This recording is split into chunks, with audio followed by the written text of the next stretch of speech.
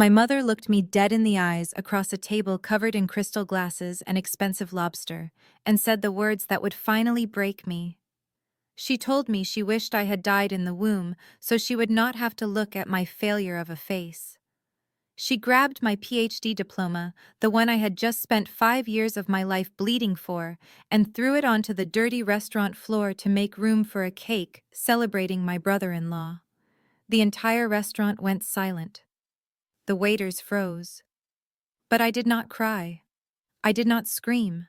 I simply stood up, smoothed my skirt, and walked out.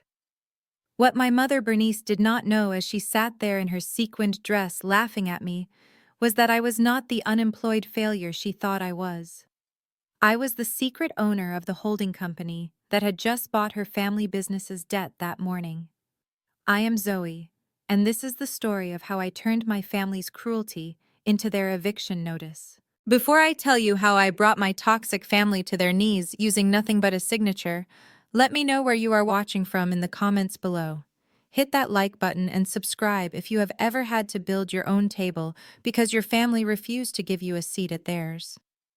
The night that changed everything started with what was supposed to be a celebration. I drove my 10-year-old Honda Civic up to the valet stand of Le Ciel, one of the most pretentious and expensive restaurants in Atlanta. The valet looked at my rusted bumper and then at my simple gray suit with a sneer that perfectly matched the attitude of the people waiting inside.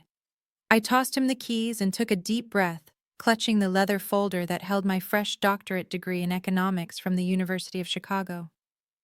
I had driven 10 hours straight to get here. My legs were cramping and I was running on coffee and adrenaline, but I wanted to share this moment with them. I wanted to believe that maybe, just maybe, if I came home with the highest degree possible, my mother would finally look at me the way she looked at my sister. Walking into the private dining room was like walking into a jewelry box that had exploded. The room was dripping with chandeliers, and the smell of expensive perfume was thick enough to taste. My mother Bernice was holding court at the head of the long table. She was wearing a gold sequined gown that cost more than my first car, and she was laughing loudly at something my brother-in-law Brad was saying. Brad was the only white man in the room, a fact he wore like a crown. He sat there with his arm draped around my sister Chantel, looking like he owned the place. Chantel was glowing literally. Her skin was polished, her makeup was flawless, and the diamond necklace Brad had bought her with money I suspected did not exist sparkled under the lights. They looked like royalty. I walked toward the empty chair at the far end of the table, the spot usually reserved for children or purses. No one stood up to greet me. No one hugged me. My father Thomas gave me a quick, nervous nod before burying his face back in his wine glass. He looked smaller than I remembered, shrinking into his suit, as if he hoped to disappear entirely. "You are late," my mother announced, her voice cutting through the chatter. "We already ordered appetizers. I hope you ate before you came because I am not paying $40 for a salad for someone who cannot manage their time." "Hello to you too, Mom," I said, sliding into the seat. I placed my diploma folder on the table, careful not to knock over the breadbasket. Traffic coming into the city was terrible. "Excuses are the tools of the incompetent," she replied, turning her back to me to beam at Brad. "Now where were we, Brad? Tell us again about the new office. Is it true you have a view of the skyline?" I sat there invisible as the waiter poured wine for everyone but me. I watched them. I watched how my mother hung on Brad's every word, how my aunts and uncles nodded eagerly, desperate to be associated with his perceived success. Brad was a mid-level manager at a logistics firm, but the way he told it, you would think he was running Wall Street. "Actually, Bernice," Brad said, leaning back and swirling his wine glass with an arrogance that made my skin crawl. "The view is great, but the best part is the authority. Finally getting the regional manager title means I can really start cleaning house. You know what I mean, getting rid of the dead weight." He shot a glance down the table at me, a subtle smirking glance that said he knew exactly who the dead weight in this room was. "Oh, absolutely," my mother gushed, clapping her hands together.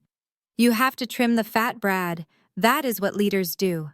Unlike some people who spend their 20s burying their heads in books and have nothing to show for it." The table erupted in polite, cruel laughter. I felt the heat rise in my cheeks. I gripped the leather folder of my diploma tighter. They thought I was unemployed. They thought I had spent the last 5 years living off student loans and scraping by. I had let them think that. It was safer. If they knew I was actually running a venture capital fund that specialized in distressed assets, they would have drained me dry years ago. I cleared my throat, trying to find an opening. Actually, Mom, speaking of books, I have some news. I wanted to share something with you all. That is why I drove down. My mother held up a hand, silencing me without even looking in my direction. Not now, Zoe. We are in the middle of a toast. Do not be rude. She stood up, tapping her spoon against her champagne flute. The room went quiet. She expanded her chest, the sequins on her dress catching the light, and looked around the table with tears of pride welling in her eyes. Family, friends, members of the congregation, she began, her voice trembling with theatrical emotion. We are gathered here tonight to celebrate a momentous occasion, a moment that defines the success of the Williams family legacy. My heart hammered against my ribs. Maybe she knew. Maybe someone had told her about the graduation. Maybe this was a surprise. We are here, she shouted, raising her glass to honor my son-in-law Brad on his promotion to regional manager. To Brad and Chantel, the power couple who keep this family on the map. Cheers! The room roared. Cheers! Chantel squealed, kissing Brad on the cheek. I lowered my glass. My water glass. The disappointment was a physical weight in my stomach, heavy and cold. Of course, it was always about Brad. It was always about Chantel. As the applause died down, Brad stood up. He buttoned his jacket, preening like a peacock. Thank you, Bernice. Thank you all. It is really humbling. You know, success is not just about making money. It is about taking care of those less fortunate than you. He walked around the table, his footsteps heavy on the plush carpet. He stopped right behind my chair. I could smell his cologne, something musky and overpriced. And speaking of the less fortunate, he said, his voice dripping with fake sympathy. I know things have been hard for you, Zoe. I know the job market is tough for people with your background. I turned in my chair to look at him. My background? I asked, my voice steady. You mean a doctorate in economics? Brad laughed, a short dismissive bark. Yeah, sure. Whatever they call it. The point is, I know you are struggling. I heard you are still driving that beat-up Honda. It gets me from point A to point B, I said. Right, Brad smirked. Well, since tonight is about celebrating success, I did not want you to feel left out. I know you could not afford a gift for me, obviously, so I decided to get a gift for you. He reached into the inner pocket of his blazer and pulled out a slightly crumpled white envelope. He tossed it onto the table in front of me. It landed right on top of my diploma folder. Go ahead, he urged. Open it. It is not a handout, Zoe. Think of it as a leg up. I looked at the envelope. I looked at my mother, who was grinning from ear to ear, her phone out recording the moment. I looked at Chantel, who was whispering something to her friend and giggling.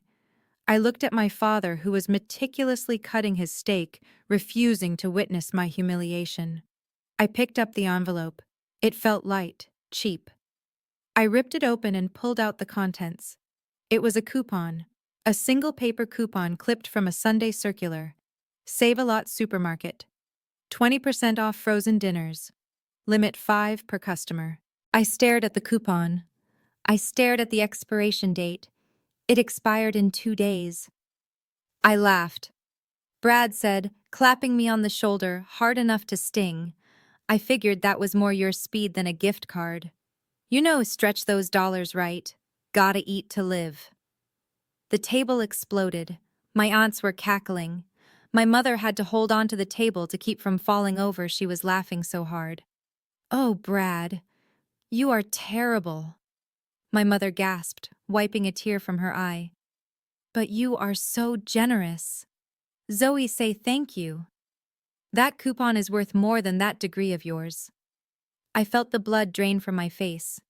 It was not the coupon. It was the spectacle. They had invited an audience to watch them kick me. They needed witnesses to their cruelty to make it feel like comedy.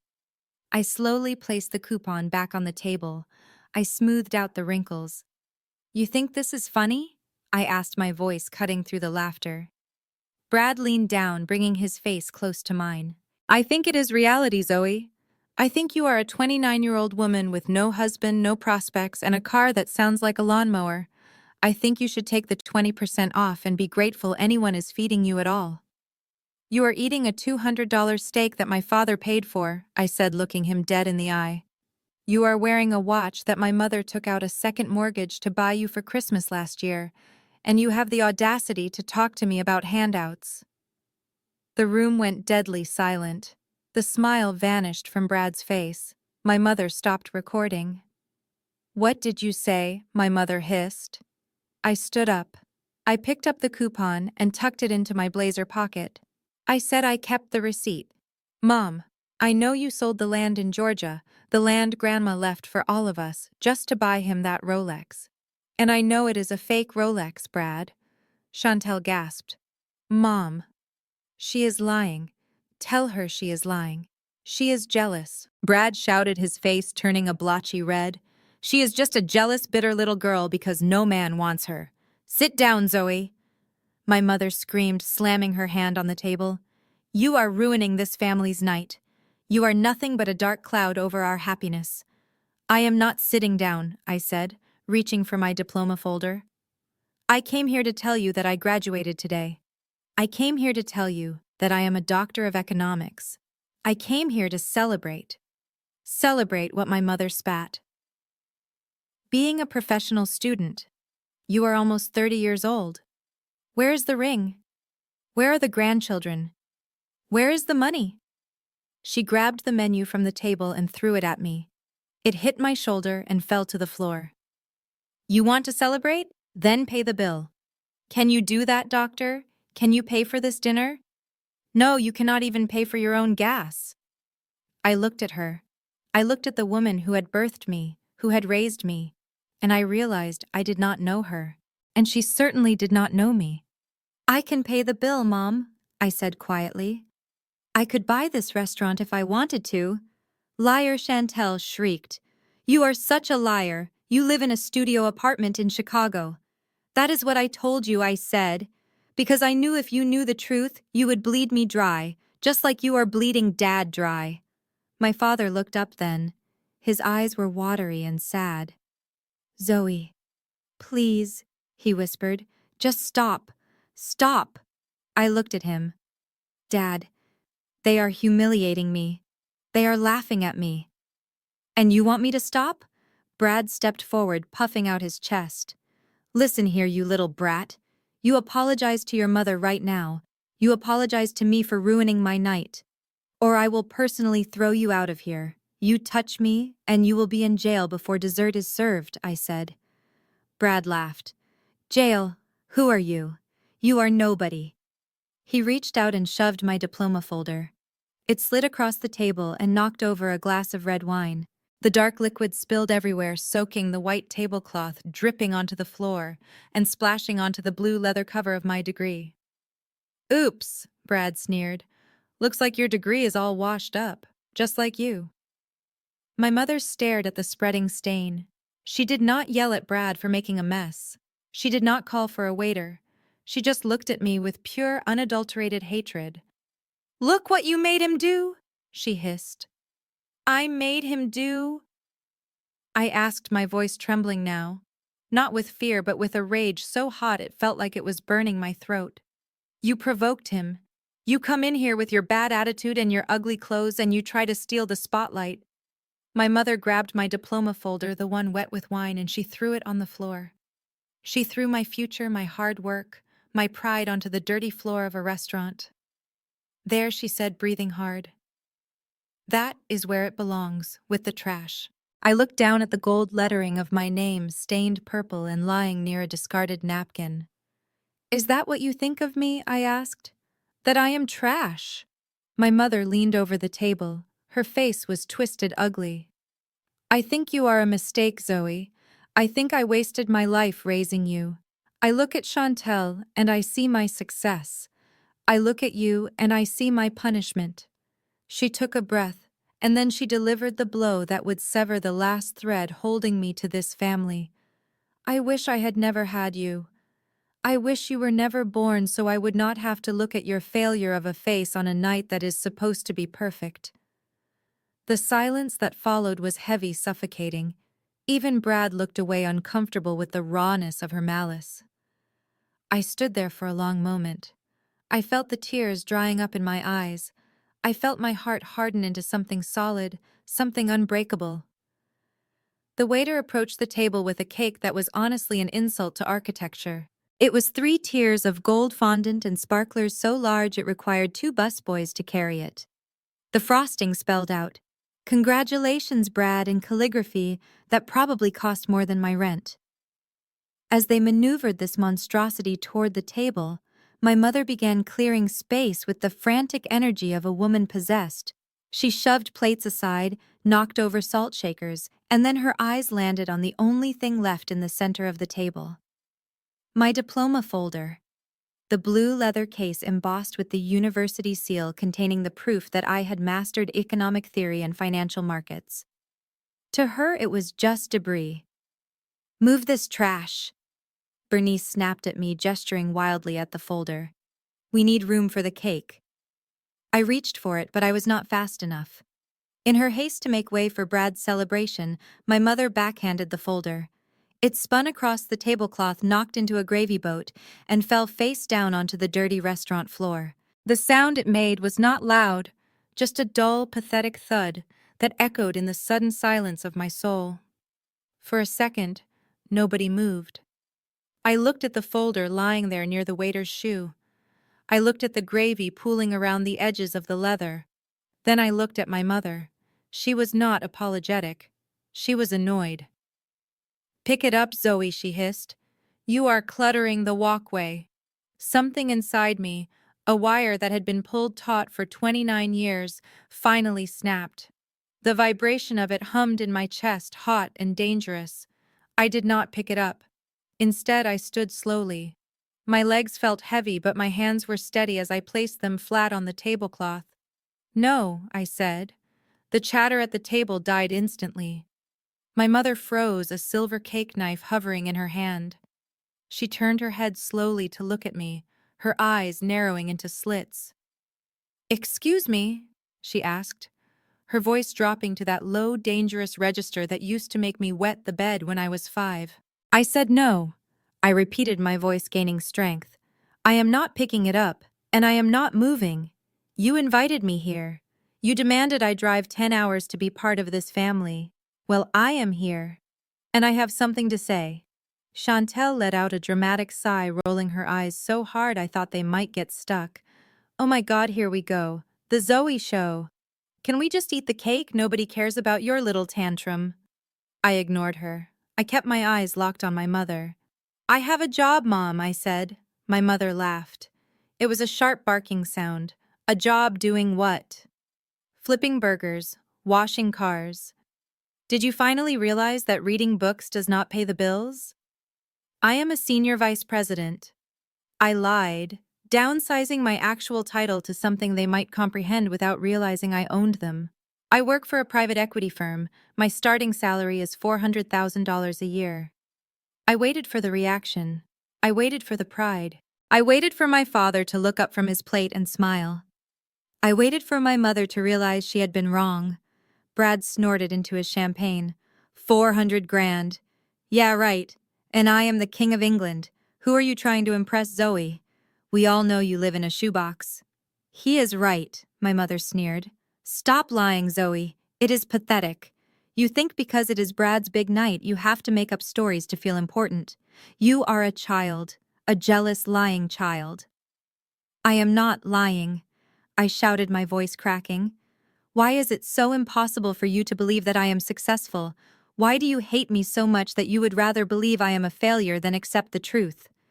"Because you are a failure," my mother screamed back, slamming the knife onto the table. The sound rang out like a gunshot. "Look at you. You are plain. You are awkward. You have no husband. You have no charm. You are nothing like your sister. You are nothing like us. She leaned over the table, her face contorted into a mask of pure malice. The sequins on her dress glittered, mocking me. You want to know the truth, Zoe. You want to know why we treat you this way, because every time I look at you, I see a mistake. I see a burden I have been carrying for 29 years. My father reached out and touched her arm. Bernice. That is enough. Shut up, Thomas. She snapped at him, shaking him off. She needs to hear this. She thinks she is so smart with her degrees and her books. She thinks she is better than us. She turned back to me, her eyes burning. I wish I had never had you, she said. The words came out slow and deliberate, each one a dagger aimed straight at my heart. I wish you were never born. I wish I had stopped that pregnancy when I had the chance so I would not have to sit here tonight and look at your ungrateful, miserable face while I am trying to celebrate my real family. The silence that followed was absolute. It was heavy and suffocating, sucking the air out of the room. I could hear the hum of the refrigerator in the kitchen. I could hear the breathing of the waiter standing behind me. I looked at my father. He had covered his face with his hands. I looked at Chantel. She was staring at her manicure, pretending not to hear. I looked at Brad. He was smirking, enjoying the show. And then I looked at myself. I looked down at my hands. They were not shaking anymore. The heat in my chest had vanished, replaced by a cold Arctic wind. I felt a strange sensation wash over me. It was relief. The worst thing had happened. The thing I had feared my entire life, the confirmation that I was unloved and unwanted, had finally been spoken aloud. And I was still standing. I was still breathing. Okay, I said. My voice was soft, barely a whisper, but in the silence it sounded like a shout. Okay, my mother mocked. That is all you have to say. I reached down and picked up my diploma folder from the floor. I brushed off the dust. I tucked it under my arm. I said, Okay, Bernice. You wish I was never born. I grant you your wish. I straightened my blazer. I looked her in the eye, and for the first time in my life, I did not see a mother. I saw a stranger. A sad, bitter, small woman wrapped in cheap sequins and expensive debt. From this moment on, Zoe Williams is dead to you, I said. You do not have a daughter named Zoe. You never did. Do not call me. Do not write to me. Do not come looking for me when the bill for this life you cannot afford finally comes due. I turned to look at the rest of the table. Enjoy the cake, I said. I hope it tastes like victory, because it is the last sweet thing you are going to taste for a very long time. You are bluffing, Chantel yelled, her voice shrill. You will be back crawling for money in a week. I did not answer. I did not look back. I turned on my heel and walked out of the private dining room. I walked past the host stand where the staff was whispering, eyes wide. I pushed open the heavy glass doors and stepped out into the humid night air. The valet saw me coming. He did not sneer this time. Maybe he saw something in my face, a darkness that warned him to keep his distance. He ran to get my Honda. I stood on the curb watching the traffic flow by. My heart was beating a slow, steady rhythm. Thump, thump, thump. I was alone. I was orphaned. And I was powerful. When the car pulled up, I tipped the valet $20, the last cash in my wallet. I got in and locked the doors. I sat there for a moment in the silence of the cabin, the smell of old upholstery comforting me. Then I reached into the glove compartment and pulled out a burner phone. It was a simple flip phone, untraceable, used only for my most sensitive business dealings. I dialed a number from memory. It rang once. Zoe, a male voice answered. Voice. It was Marcus, my chief of operations. It is late. Is everything all right? No, I said, staring at the glowing sign of the restaurant where my family was cutting into their golden cake. Everything is finally perfect. I paused, watching a waiter carry a tray of champagne toward the private room window. Activate Z Holdings, I said. The words felt heavy on my tongue like a spell. Marcus hesitated. You mean the shell company? The one we set up for aggressive acquisitions? Yes, I said. I want you to execute the purchase order we discussed last month. I want to buy the debt portfolio for Bernice Enterprises. All of it. Every mortgage, every business loan, every credit line. Zoe Marcus said, his voice cautious. That portfolio is toxic. They are leveraged to the hilt. If you call those loans, they will go under. They will lose everything. The salon, the house, the cars. I know, I said. Do it. And Marcus? Yes. Find out who holds the note on Brad Miller's car and his condo. Buy those too. I do not care what the premium is. Pay it. There was a silence on the other line. I could hear Marcus typing furiously. It is done, he said softly. We will own the paper by tomorrow morning. What are your instructions once we hold the debt? I started the car engine. The headlights cut through the darkness, illuminating the road ahead. My instructions are simple, I said. Squeeze them. Raise the interest rates to the legal limit. Call in the overdue payments. Decline every request for an extension. I want them to feel the walls closing in. I want them to panic. Understood, Marcus said. Is this personal? It is just business, Marcus. I lied. Just cleaning up bad investments. I hung up the phone and tossed it onto the passenger seat. I put the car in gear and pulled away from the curb, leaving the restaurant and my family in the rearview mirror. As I merged onto the highway, driving away from the city that had always felt like a cage, a single tear finally escaped and rolled down my cheek. I wiped it away angrily. Bernice wanted me gone. She wanted to erase me. Well, she was about to learn that you cannot erase a creditor. I was not her daughter anymore. I was her landlord, her banker, and her judge. And court was officially in session. The file on Brad Miller was thicker than the Bible my mother pretended to read every Sunday. I sat in the dim light of my war room at Z Holdings, the glow of multiple monitors illuminating the lies my brother-in-law had built his life upon. My private investigator, a former Fed named Wallace, who could find a needle in a haystack if the needle was using a burner phone, had outdone himself. It took us less than 24 hours to dismantle the myth of Brad, the successful regional manager. The reality was so pathetic it would have been funny if it were not so destructive. Brad had not been promoted. He had been fired 6 months ago for falsifying expense reports. The commute he made every morning was a drive to a Starbucks 3 towns over, where he spent 8 hours playing online poker on his phone and losing money he did not have. I watched the surveillance feed Wallace had set up. We had access to the security cameras inside the salon, the exterior of my mother's house, and thanks to a little digital maneuvering, the webcam on Brad's laptop. I was watching a train wreck in slow motion, and I was the one who had cut the brakes. The freeze on Bernice Enterprises had hit Brad like a physical blow. I could see it in the way he paced the living room of the condo my mother paid for. He was sweating, wiping his forehead with the sleeve of his expensive dress shirt. His phone was glued to his ear. I tapped the audio feed to listen in. I told you I need a few more days, Brad hissed into the phone. His voice was trembling, stripped of all that arrogant bluster he had shown at the restaurant. My wire transfer is stuck. It is a bank error. I do not care about errors, Brad. A deep, gravelly voice replied on the other end. You are down 40 large. The VIG is running. You have until Friday, or we start breaking things. And we will start with those pretty kneecaps. The line went dead. Brad threw his phone onto the sofa and buried his face in his hands. $40,000. He had gambled away my mother's money, the money she thought was going to business strategy, on online blackjack and sports betting. And now that I had frozen the company accounts, his lifeline was severed. The rat was trapped. I switched the feed to the next room. My sister Chantel was sitting at her vanity, surrounded by ring lights and tripods.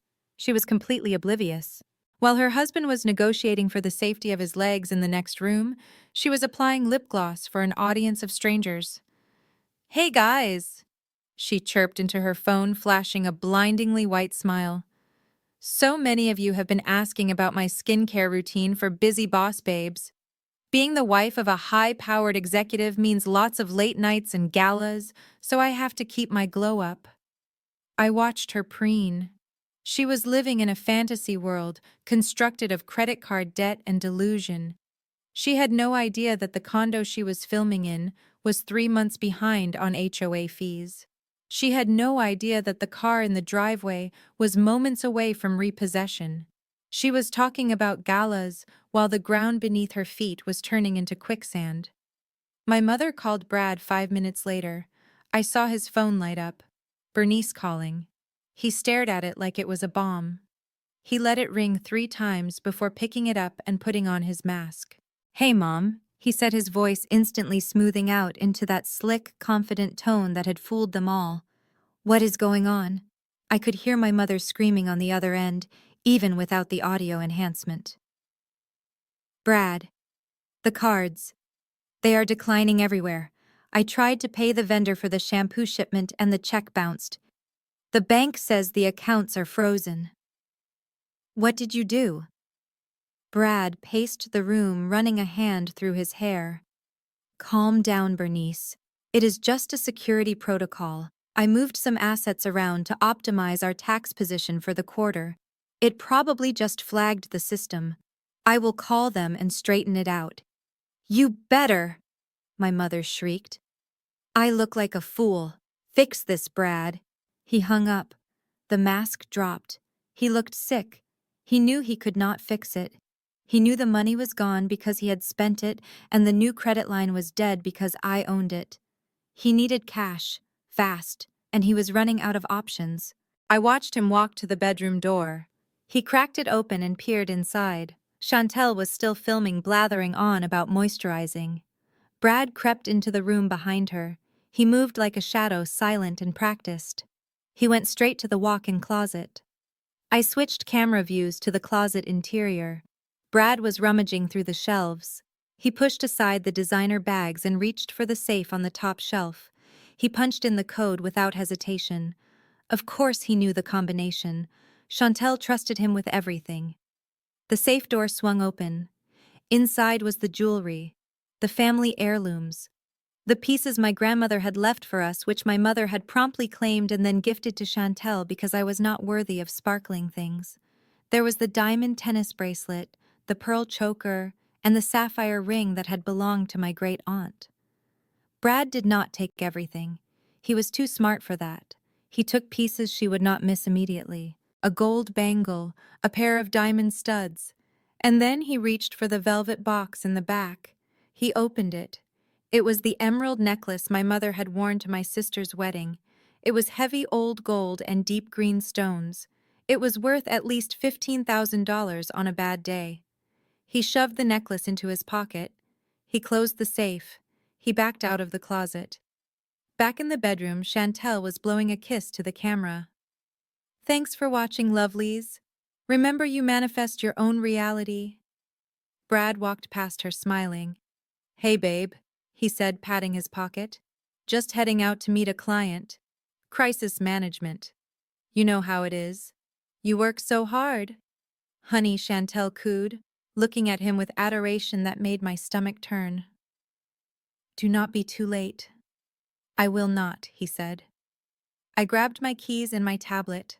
I was not going to watch this part from a screen. I wanted to see it with my own eyes. I followed the GPS tracker on Brad's car. He drove to a part of town that Chantel would never be caught dead in. It was a strip of pawn shops and payday loan centers, the kind of place where desperation hung in the air like humidity. He parked his leased Porsche in front of a shop called Golden Glory. I parked across the street in my invisible Honda, watching through tinted windows. Brad looked around nervously before getting out. He clutched his jacket tight around him. He walked into the shop. I pulled up the audio feed from his phone. We had cloned it hours ago. "I need cash," I heard Brad say. "Fast. No paperwork." The pawn shop owner laughed. It was a dry scratching sound. "I do not do business without paper, buddy, unless the price is right." Brad pulled out the necklace. "This is vintage, real emeralds, appraised at 20 grand. The owner hummed. "I will give you 5. 5. Brad's voice cracked. "Are you crazy? It is worth 4 times that." "Take it or leave it," the owner said. "You look like a man in a hurry. Men in a hurry do not get market value." Brad hesitated. I could hear his heavy breathing. He was calculating. 5,000 would keep the bookie off his back for a few days. It would buy him time to invent a bigger lie for Bernice. Fine, Brad said. 5. But cash. Now. I watched him walk out of the shop 10 minutes later. He looked lighter, but his eyes were darting everywhere. He got into his car and sped off. I waited until he was gone. Then I got out of my car and walked into the pawn shop. The owner was behind the counter examining the emerald necklace with a jeweler's loop. He looked up as I entered, his eyes scanning my simple suit. "We are closed," he grunted. I placed a thick envelope on the counter. Inside was $10,000 in cash. "I am not here to pawn," I said. "I am here to buy." The owner looked at the envelope. He looked at me. "What are you buying?" "That necklace," I said, pointing to the emeralds in his hand. "The one the man just sold you." He narrowed his eyes. "That man said it was family property." "It is," I said. "It is my family property, and I am repossessing it." I pushed the envelope forward. 10,000. That is double what you paid him. Easy profit for 5 minutes of work. And I want the security footage of the transaction. The owner smiled, revealing a gold tooth. "You are a scary lady." "I am a businesswoman," I corrected. "Do we have a deal?" He handed me the necklace and a USB drive. "Pleasure doing business with you." I walked back to my car holding the cold gold of the necklace in my hand. This was the necklace my mother had sworn would be Chantel's heirloom. She had told me once when I was 10 that emeralds were for special girls, and I was just ordinary. Now I owned it, and I had the video of her precious son-in-law selling it for scrap money to save his own skin. My phone buzzed. It was Marcus. "Zoe," he said, "we have a situation. Bernice is at the bank branch. She is refusing to leave until she speaks to the manager of Z Holdings. She is making a scene. She told the teller she knows people in high places." "Let her scream," I said, placing the necklace on the passenger seat next to my burner phone. "She is about to realize that the only person in a high place is the daughter she wished was dead." I started the car. "Marcus," I said, "did you get the foreclosure notice filed?" "It is filed," Marcus confirmed. "The process server is on his way to the house now. They will get the eviction warning within the hour." "Perfect," I said. "And Marcus?" "Yes, send the video of Brad at the pawn shop to my secure server. But do not use it yet. I want to save it for dessert." I drove back toward the city, the skyline glittering ahead of me. Brad thought he had bought himself time. He thought $5,000 was a lifeline. He did not know it was just the rope he was going to hang himself with. And Chantel, poor delusional Chantel, was at home, perfecting her contouring, completely unaware that her husband had just sold her heritage to pay for his mistakes. She was posting about abundance while her world was being hollowed out from the inside. I felt a twinge of something that might have been pity, but I crushed it instantly. Pity was for people who did not know better. Chantel knew. She had watched me struggle for years and laughed. She had watched our mother abuse me and joined in. She had chosen her side. I pulled up the feed on my tablet again. Chantel was holding up a tube of lipstick. "This shade is called Fearless," she told her followers. "And that is what we are, right, ladies? Fearless." I laughed alone in my car. Fearless. She was about to find out what real fear tasted like. It tasted like an empty bank account. It tasted like a locked door. It tasted like betrayal. I tapped the screen, taking a screenshot of her smiling face. "Enjoy the lipstick, sister," I whispered, "because pretty soon it is going to be the only thing you own." The call came 3 days after I bought the emerald necklace. I was sitting in my office reviewing the acquisition papers for the land in Georgia that my mother had illegally sold to fund Brad's fake lifestyle when my burner phone buzzed. It was Wallace, my private investigator. "Zoe," he said, his voice clipped and professional. "You need to get to St. Jude's Hospital. It is your father." My hand froze over the paperwork. "What happened?" "The process server delivered the foreclosure notice this morning," Wallace said. "Your mother, she did not take it well. She started screaming. Your father tried to calm her down." He grabbed his chest and collapsed. The paramedics say it is a stroke. I felt a cold spike of fear in my chest. Not for my mother, not for the house, but for Thomas. The man who had sat silently while I was abused, yes, but also the man who used to sneak me candy when my mother put me on diets I did not need. The man who was too weak to protect me, but who I knew in his own broken way loved me. Is he alive? I asked. He is critical, Wallace said. They are in the ER now. I hung up. I grabbed my purse. I did not take the Honda this time. I took the company car, a black SUV with tinted windows. I needed armor. The drive to the hospital was a blur of gray highway and white-knuckled grip on the steering wheel. I told myself it was just business. I told myself I was going there to assess the situation to see how this affected the asset recovery. But my heart was hammering a different rhythm. Daddy.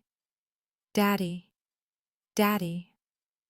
When I walked into the waiting room of the emergency department, the first thing I saw was the flash of a camera. I stopped in the doorway, blinking against the harsh fluorescent lights. There in the corner of the waiting room was my family, but they were not huddled together in prayer. They were not comforting each other. They were staging a photo op. Chantel was holding her phone up at a high angle, finding her best light. She had arranged her face into a mask of tragic beauty, perfectly smudge-proof mascara, a single artful tear that I suspected was applied with a dropper. She was snapping selfies with the ER doors in the background. Hashtag praying for daddy, I heard her mutter as she typed furiously. Hashtag family first. Hashtag hospital life. Beside her, my mother was sitting on a vinyl chair, but she wasn't crying.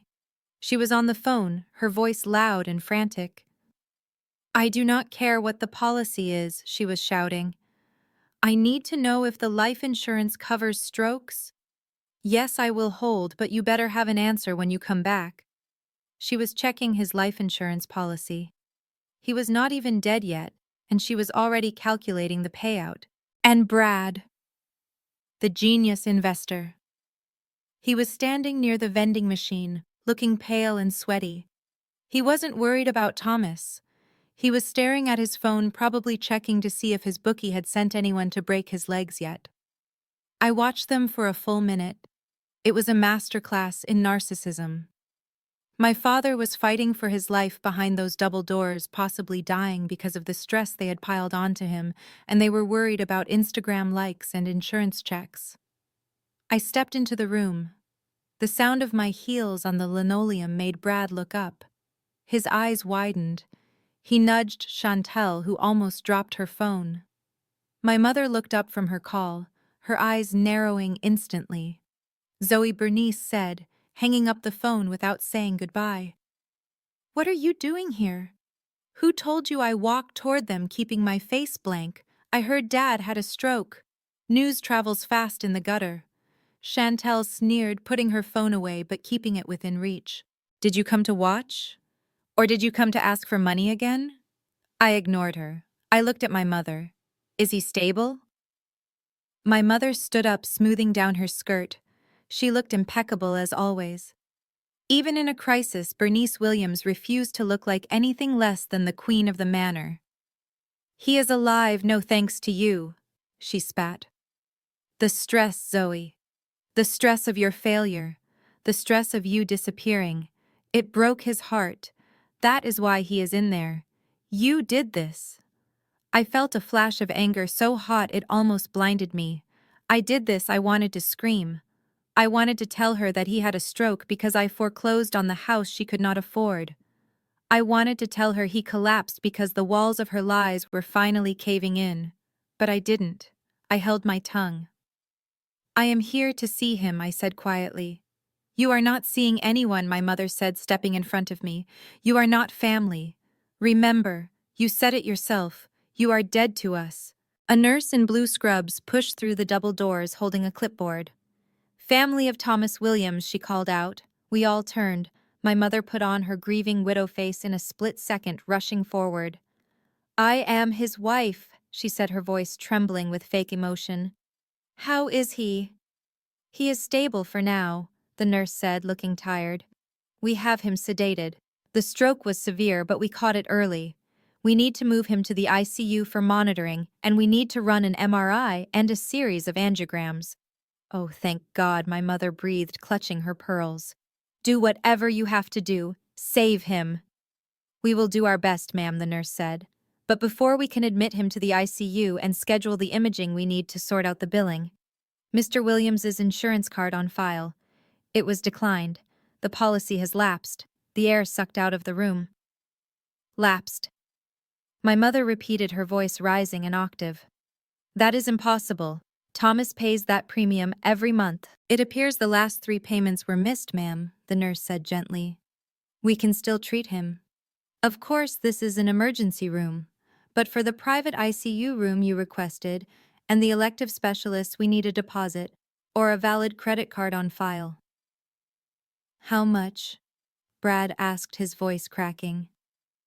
For the admission and the projected care over the next week, we usually require a $50,000 deposit for uninsured patients to guarantee the private suite and the specialized team. 50,000. Chantel gasped. My mother spun around to look at Brad. Brad, honey, give them your card. The company card. We will sort out the insurance error later. Brad went white. He patted his pockets, his eyes darting around the room like a trapped animal. I forgot my wallet, he stammered. You forgot your wallet? My mother shrieked. At a time like this, use your phone. Use Apple Pay. My phone died. Brad lied, clutching the very phone he had been staring at 2 minutes ago. And, the bank fraud protection locked my cards this morning. Remember I told you, security protocol. My mother looked at him, and for the first time, I saw a flicker of doubt in her eyes. But she pushed it down. She had to. If Brad wasn't rich, then she was just a fool. She turned to Chantel. Chantel, give them your card. Brad will pay you back tomorrow. Chantel shrank back. Mom, you know I just bought the new Tesla. My limit is... I don't have 50,000 available on the card. I thought Brad had it covered. The nurse was watching this exchange with a look of polite pity. Ma'am, if you cannot provide payment, we can move him to the general ward, she suggested. The care is still excellent, but he will be in a shared room, and the imaging might have to wait until a slot opens up in the public queue. No, my mother shouted. Thomas Williams does not stay in a general ward. He is a man of status. Then pay the bill, Bernice, I said from behind them. My mother whipped around. Her eyes were wild. You, she hissed. You have some nerve standing there. I am just watching the show, Mom, I said calmly. Your rich son-in-law forgot his wallet. Your rich daughter maxed out her cards. And you, well, we both know you don't have $50,000, don't we? My mother took a step toward me, her hand raised as if to slap me. Get out, she screamed. You came here to gloat. You came here to watch us suffer. Get out of my sight. I don't want your bad luck poisoning the air around my husband. I looked at her raised hand. I didn't flinch. I can help, I said softly. My mother laughed. It was a hysterical, ugly sound. You help with what? Your food stamps, your coupons. Do you have $50,000 in your pocket? Zoe, do you? I reached into my purse. My hand brushed against the black titanium American Express card that had a limit higher than the value of their house. I could pull it out right now. I could hand it to the nurse. I could end this panic with a swipe. But then I looked at Brad. He was watching me with a sneer, confident that I was bluffing. I looked at Chantel, who was looking at me with pure disgust. And I looked at my mother, who was ready to strike me because she needed someone to blame for her own failures. If I paid now, they wouldn't learn. They would take the money, claim it was a miracle, and go right back to treating me like dirt. They would think I begged, borrowed, or stole it to buy their love. No, not today. I pulled my hand out of my purse. Empty. No, I said. I don't have it on me. My mother scoffed, dropping her hand. Just as I thought. Useless. Completely useless. Why did you even come to beg for gas money to see if he left you anything in the will? I came to see my father, I said. Well, you can't, she said. Security? A security guard near the entrance looked over. This woman is harassing us, my mother yelled, pointing a manicured finger at me. She is trying to solicit money from grieving relatives. Remove her. The guard started walking toward us.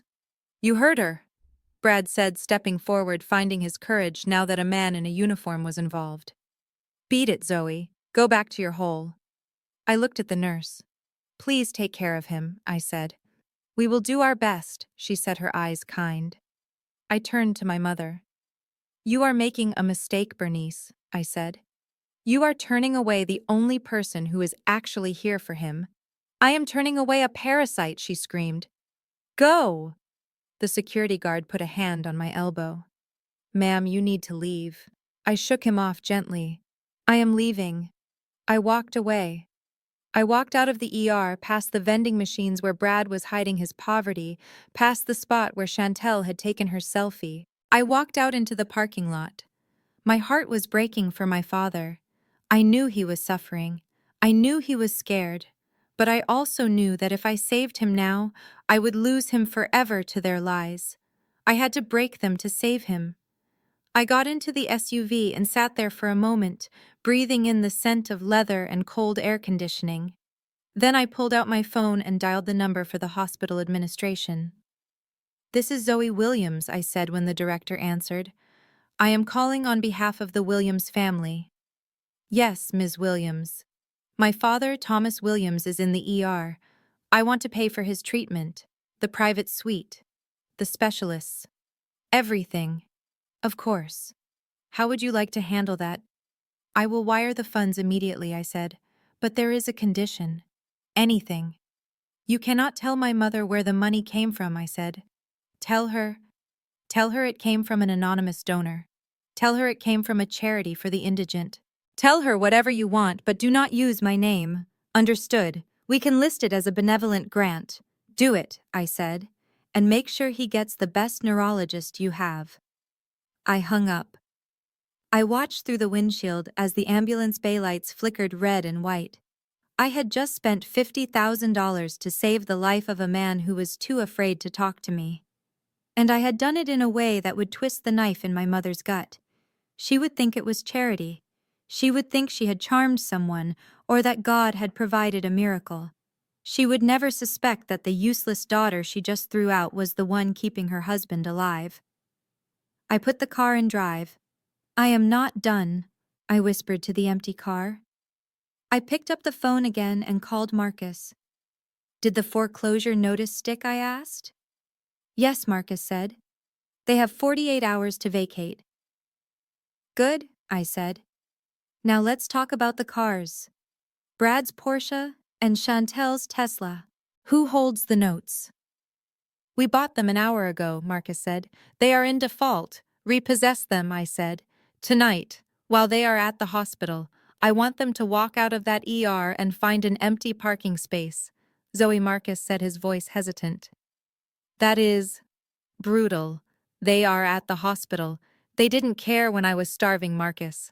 I said, my voice hard. They didn't care when they took my dignity. I don't care about their convenience. Take the cars. I hung up and drove away. I left my father in the best hands money could buy, and I left my mother and sister to a fate they had crafted with their own greed. They wanted to live a life of luxury they didn't earn. Fine. I was about to show them what happens when the credit card finally gets declined. The hospital was just the waiting room. The real surgery was about to begin, and I was going to cut the cancer out of this family, even if I had to use a rusty knife. The sound of a credit card being declined is distinct. It is a sharp, flat beep that signals the end of a fantasy. I stood near the entrance of the emergency room waiting area, hidden behind a large potted fern, watching the scene unfold at the intake desk. Brad was sweating through his designer shirt. He swiped the platinum card again. He tapped it. He inserted the chip. The result was always the same. That flat, humiliating beep, followed by the red light of rejection. Sir, The nurse said, her voice tight with patience she clearly did not feel. The card has been declined for the third time. The code indicates a freeze by the issuer. Do you have another form of payment? Brad looked at the card as if it had personally betrayed him. He laughed nervously, a high-pitched sound that grated on my nerves. This is ridiculous. I just used this card for dinner. It must be the fraud algorithm. I am making a large transaction in a hospital, so they locked it. Let me just call them. He pulled out his phone. I watched him dial. I knew exactly what he was hearing on the other end. He was hearing an automated message telling him that his accounts were under administrative review by Z Holdings. He was hearing the sound of my boot on his neck. My mother Bernice pushed him aside. Give me the phone, Brad. You are too polite. I will handle this. She grabbed the phone and put it to her ear. I watched her face transform from arrogant confidence to confusion, and finally to pure, unadulterated terror. She pulled the phone away and stared at the screen. It says the account does not exist, she whispered. Chantel gasped. What do you mean it does not exist? That is the corporate card. That is where the money is. The nurse sighed. She typed something into her computer. Mrs. Williams, I understand this is stressful, but we need to move your husband. The neurosurgeon is waiting for the imaging, and we cannot authorize the private suite or the specialized team without the deposit. We have a bed available in the general ward. It is a shared room, 4 beds to a bay. We can move him there immediately. No, my mother shrieked. She slammed her hand on the counter. Thomas Williams does not share a room. He is a pillar of this community. Do you know who we are? We are the Williams family. We own Bernice Enterprises. The nurse looked unimpressed. Ma'am, right now, you are a family with an uninsured patient in critical condition and no means of payment. I am trying to help you. If you cannot pay the $50,000 deposit, we have to follow protocol. Bernice looked around the room, her eyes wild. She looked at Brad, who was staring at his shoes. She looked at Chantel, who was frantically checking her own banking app, likely realizing her credit lines were also turning to dust. Then her eyes landed on me. I had stepped out from behind the fern. I could not help it. The sight of them crumbling was magnetic. You? Bernice hissed. She pointed a shaking finger at me. This is your fault. You brought this bad energy here. You jinxed us. I walked slowly toward the desk. I did not look at her. I looked at the nurse. Is he stable? I asked. The nurse looked at me, confused by the family dynamic, but grateful for a calm voice. He is sedated, but his vitals are fluctuating. We really need to get those scans done. I nodded. I reached into my purse. My fingers brushed the cold metal of my phone. I could pay it. I could pull out my card right now and end this. I could be the hero. But if I did that, they would win. They would take my money and spit in my face.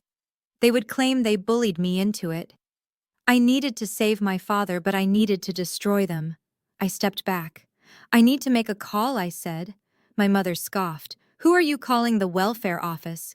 Get out of here, Zoe. Unless you have $50,000, you are useless to us. I walked away. I went around the corner out of their sight line, but close enough to hear them arguing. I dialed the number for the hospital foundation. It was a direct line for major donors. I had used it before to make anonymous grants to pediatric units in Chicago. This is a donor-directed contribution, I told the director on the other end. I am wiring $50,000 immediately. It is for the care of Thomas Williams. There was a pause on the line. Ms. Williams, is that you? Yes, I said, but listen to me carefully. My family is in the lobby. They are difficult. You cannot tell them this money came from me. If you use my name, I will pull the funding. Do you understand? I understand, the director said. We can list it as an emergency grant from the Samaritan Fund. It is a catch-all for anonymous donations. Perfect, I said. Go tell them, and get him into that suite. I hung up. I leaned against the cold hospital wall and closed my eyes. $50,000. It was a lot of money even for me, but it was the price of my father's life, and it was the price of my mother's ultimate humiliation. She would never know that the daughter she wished was dead was the only reason her husband was getting the best care in the city. I waited 2 minutes. Then I walked back around the corner. The scene at the desk had changed. The nurse was on the phone nodding. She hung up and looked at my mother with a smile that seemed genuine for the first time. "Mrs. Williams, I have wonderful news," the nurse said. "We just received a notification from the hospital administration. An anonymous donor has covered the deposit. The full $50,000 has been paid." My mother froze. She looked at the nurse, then at Brad, then up at the ceiling, as if God himself had just opened a skylight and dropped a bag of cash. "A donor," she breathed. "An anonymous donor." "Yes," the nurse said. "It was processed through our Samaritan Fund. We can move Mr. Williams to the VIP suite immediately. The neurosurgeon is scrubbing in now." My mother let out a cry of triumph. She grabbed Brad's arm. "Did you hear that? A donor?" Someone recognized Thomas's name. Someone knew who we were and knew we deserved this. She spun around, her face glowing with a toxic mix of relief and arrogance. She saw me standing there. The joy on her face curdled instantly into a sneer. "Did you hear that, Zoe?" she taunted. "God provides for the righteous." While you were hiding in the corner doing nothing, a stranger stepped up. A complete stranger cared more about your father than you did. I stood there, my face impassive. The irony was so thick I could taste it. It tasted like metal and ash. "That is amazing, Mom," I said flatly. "You must be very relieved." "Relieved?" she laughed. "I am vindicated. This proves that we are respected in this city. People know the Williams name. They know we are good people. And you," she took a step toward me, her eyes gleaming with malice. "You are nothing," she spat. "You stood there and watched us struggle. You did not even offer to call someone. You just watched. A stranger is better than you. A stranger is better than my own flesh and blood." I looked at her. I looked at the woman who had taken credit for my money, my success, and now my mercy. She was using my own generosity as a weapon to beat me with. "You are right, Bernice," I said quietly. "A stranger is better than me. Because a stranger does not know what you are really like." She waved her hand dismissively. "Go away, Zoe. We are going to the VIP suite. We don't need you. We never needed you. Go back to your little life and leave the important people to handle this." Chantel brushed past me, her nose in the air. "Bye, Zoe. Try not to trip on your way out." Brad followed them, looking relieved that his financial impotence had been glossed over by a miracle. He didn't look at me. He was too busy texting, probably trying to tell his bookie that he had found a new source of funds. I watched them follow the nurse through the double doors. My father was safe. The doctors would take care of him. He was in a private room with a view of the city paid for by the daughter who wasn't supposed to exist. But my mother, she was still standing. She was still proud. She thought she had won. She thought the world had bent to her will one more time. I turned and walked toward the exit. The automatic doors slid open and the humid air hit me. It felt heavy, like a storm was coming. I walked to my car. I sat in the driver's seat and looked at the hospital building towering above me. Somewhere on the 10th floor, my family was settling into luxury they hadn't earned, funded by a lie they were eager to believe. I picked up my burner phone. My hands were steady now. The sadness was gone. The pity was gone. All that was left was a cold mathematical precision. "Marcus," I said when he answered. "Zoe. Did you get to the hospital? Is Thomas okay?" "He is fine," I said. "He is in the VIP suite. I paid for it." "Okay," Marcus said slowly. "That was generous." "It wasn't generosity, Marcus," I said, starting the engine. "It was an investment. I needed him alive so he can see what happens next." "What happens next?" Marcus asked. I pulled out of the parking lot. I drove past the sign that said St. Jude's Hospital. St. Jude, the patron saint of lost causes. My family was a lost cause, and I was done praying for them. Execute the repossessions, I said. All of them, I confirmed. Brad's Porsche, Chantel's Tesla, and Marcus, yes, call the utility companies for the house. The electricity, the water, the gas. They are in the company name, right? Yes. Bernice put everything under the business entity to write it off as an expense. Cut them, I said. Cut them all. I want the house dark by the time they get back from the hospital. I want them to come home to a cold, dark shell, Zoe Marcus said, his voice low. That is war. No, Marcus, I said, merging onto the highway. War implies there are two sides fighting. They aren't fighting. They are just drowning. I am just the ocean. I drove toward the city. The sun was setting, painting the sky in bruises of purple and red. It was beautiful. My mother had said a stranger was better than her own daughter. She was right. The daughter she knew was weak. The daughter she knew begged for love. That daughter was gone. The stranger was coming for her. And the stranger owned the bank.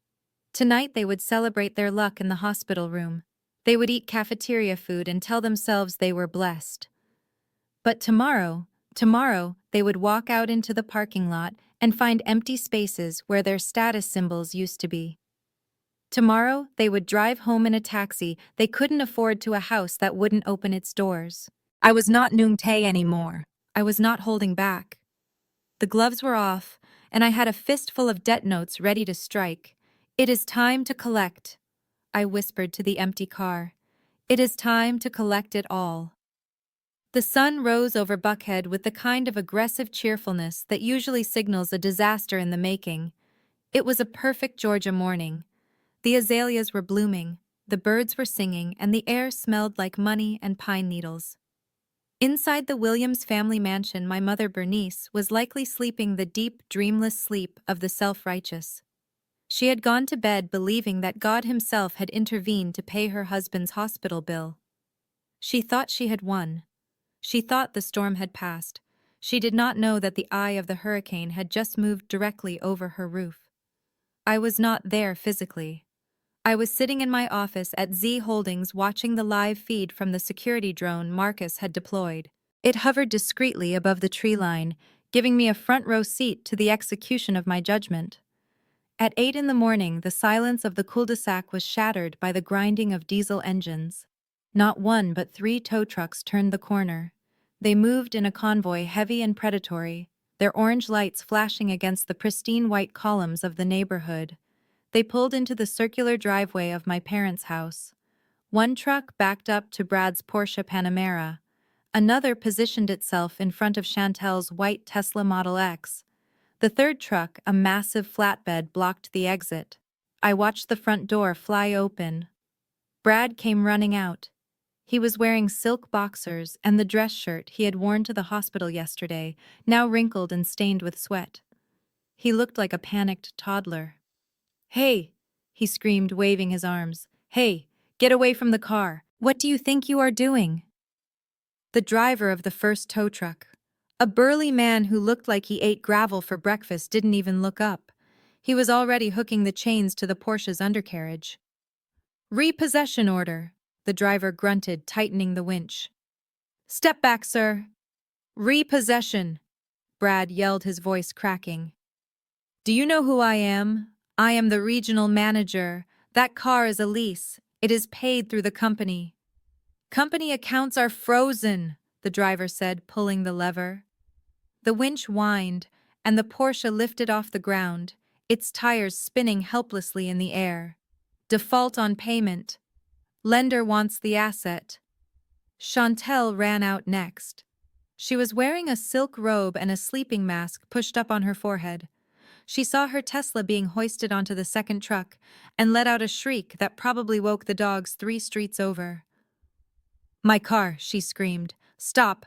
That is my car. My purse is in there. My makeup is in there." The driver of the second truck ignored her. He was securing the wheels. "Ma'am, step away from the vehicle," he said boredly. You can retrieve personal items at the impound lot. Downtown. Bernice appeared in the doorway. She was fully dressed, of course. She never let anyone see her without her armor. But her face was gray. She looked at the trucks. She looked at the neighbors' houses. "This is a mistake," she announced, trying to project her voice to the street. "A clerical error. We switched banks last week, but it was too late for spin control." The noise had drawn an audience. I zoomed the camera in. Across the street, Mrs. Gable was standing on her porch holding a cup of coffee. Mrs. Gable was the president of the Homeowners Association and my mother's nemesis. She lived for gossip. She breathed scandal. And right now she was witnessing the fall of the House of Williams in high definition. Bernice saw her. She waved frantically, a tight rictus grin plastered on her face. "Just a misunderstanding, Martha." Bernice called out, her voice shrill. "We are upgrading the fleet, trading them in."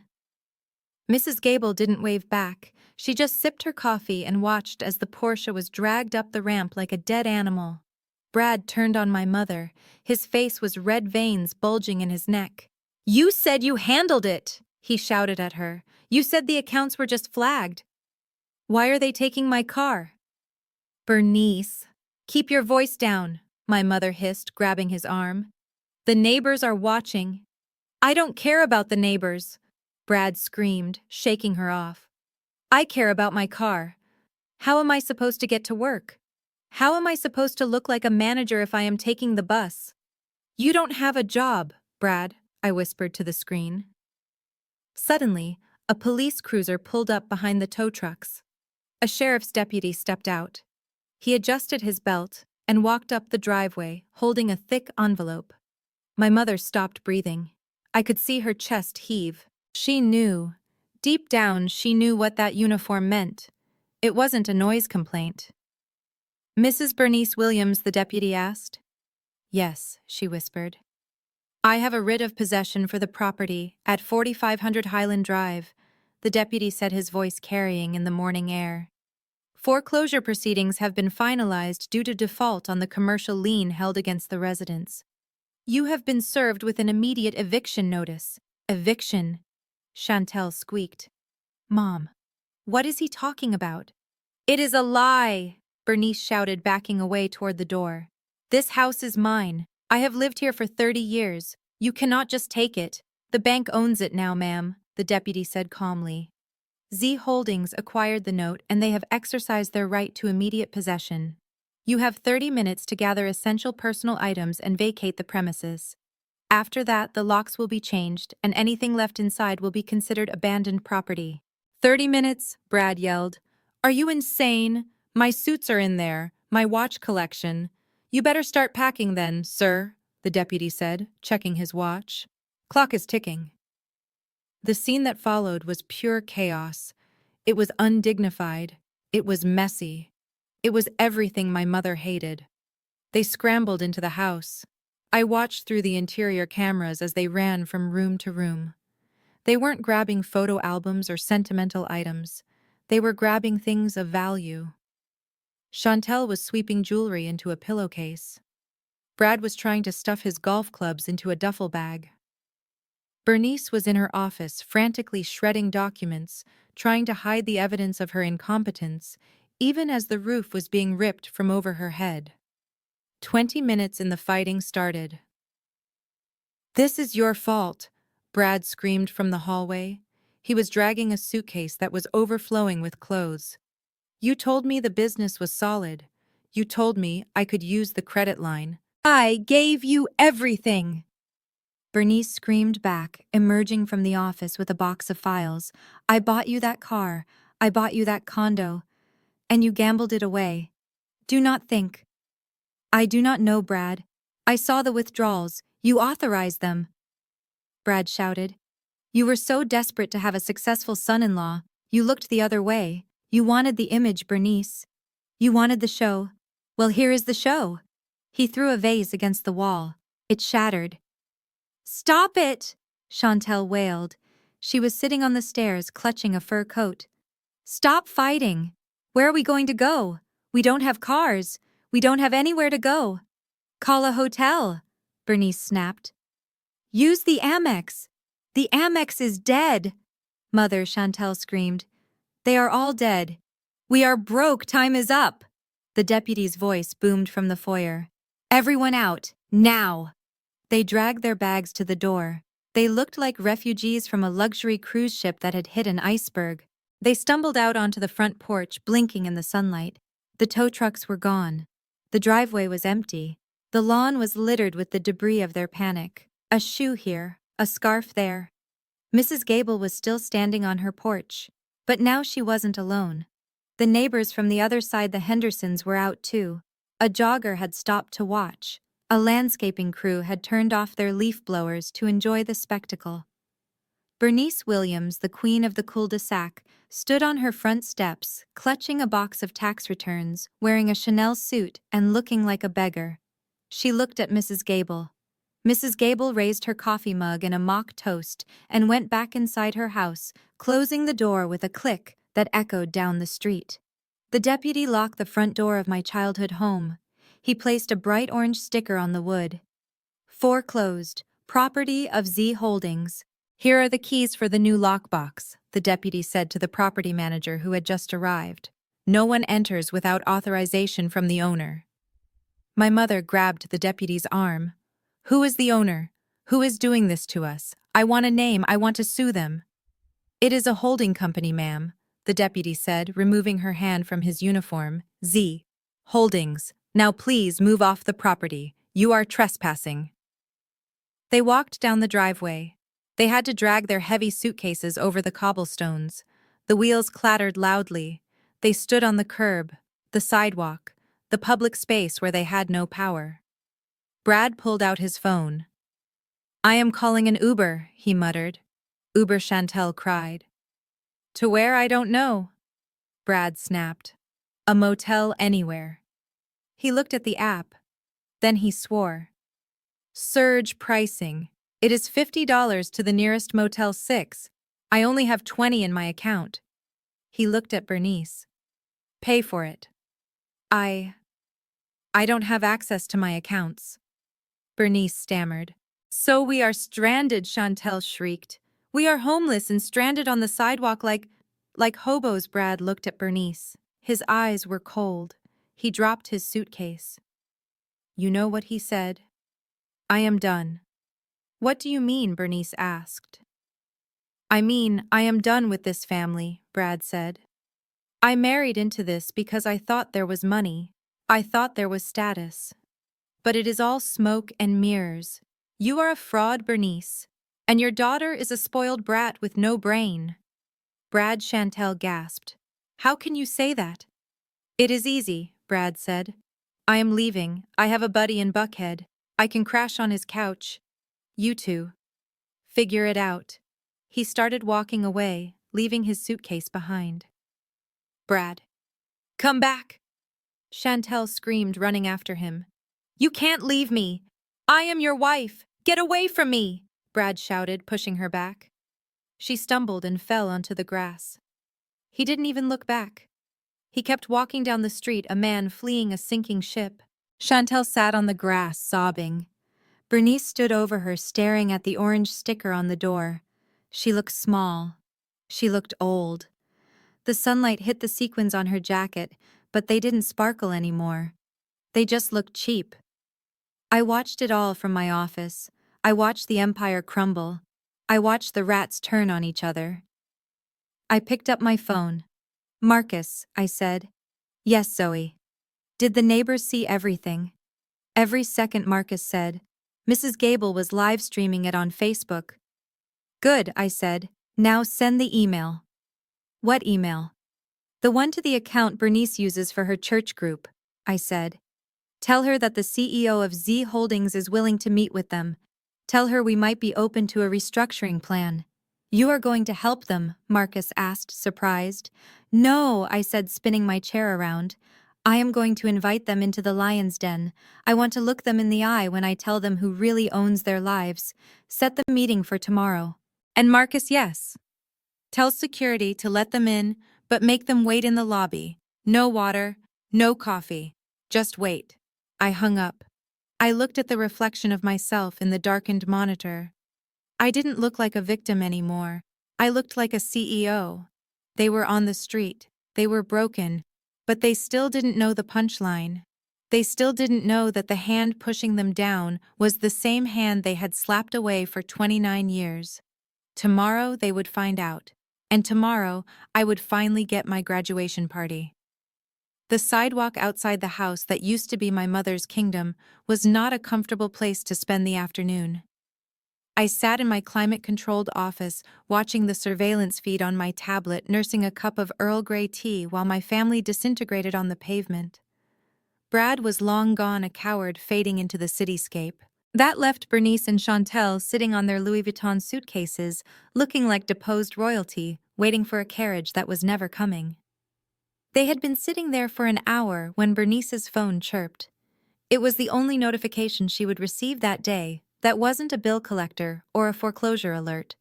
It was the email Marcus had sent to her church account, the one she used to organize bake sales and gossip about the choir director. I zoomed in on the camera feed. I saw my mother lift her phone, squinting against the glare of the sun she could no longer hide from. I saw her lips move as she read the subject line, Urgent Asset Restructuring and Settlement Negotiation, Z Holdings. She gasped. She grabbed Chantel's arm. I could practically hear the desperate hope rattling in her chest. "Look!" Bernice cried out, her voice tinny through the microphone. "It is an email from the company. From the CEO's office." Chantel snatched the phone. "What does it say?" "It says they want to meet," Bernice said, standing up and dusting off her skirt. "They want to discuss a restructuring plan." I knew it. I knew this was a mistake. No bank seizes a $2 million property without a negotiation first. It must have been a computer error. Or a rogue employee. A rogue employee. I smiled into my teacup. She was getting warmer, but she was still miles away from the truth. "Wait," Chantel said, frowning at the screen. "Z Holdings. Didn't Zoe say she got a job at a finance firm? Didn't she say something about equity?" Bernice laughed, a harsh, dismissive bark. Zoe is probably a receptionist or a janitor. She lied about the salary, obviously. But maybe she works there. Maybe she is the one who messed this up." The narrative formed in their heads instantly. It was easier for them to believe I was incompetent than to believe I was powerful. In their minds, I was the bitter, low-level clerk who had filed the wrong paperwork to hurt them, and now the benevolent male CEO, because in Bernice's world power was always male, had caught the error and wanted to apologize.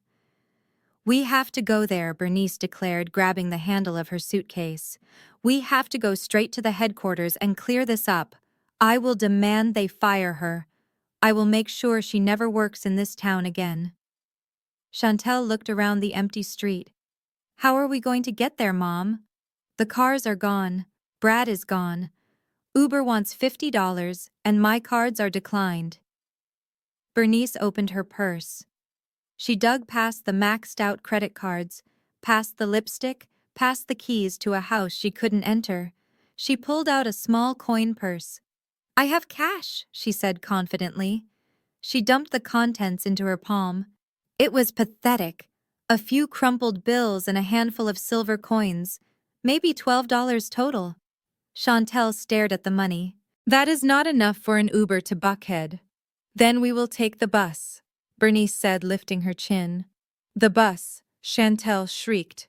"Mom, I am wearing Jimmy Choo's. I am not getting on a bus with people. Do you want your Tesla back or not?" Bernice snapped. "We do what we have to do. We are survivors, Chantel. We are fighters." They were not fighters. They were parasites who had run out of hosts. But I watched them drag their heavy designer luggage down the street toward the bus stop on the main road. It was a mile walk. In heels. I switched the feed to the city traffic cameras. I tracked them as they stood at the bus stop, surrounded by the people they had spent their lives looking down on. A woman with 3 grocery bags. A man in a construction vest. A student with headphones. And there in the middle of them, Bernice Williams in her Chanel suit clutching her pearls, as if the air itself was trying to rob her. When the bus arrived, the driver didn't lower the ramp for their luggage. Why should he? They looked able-bodied.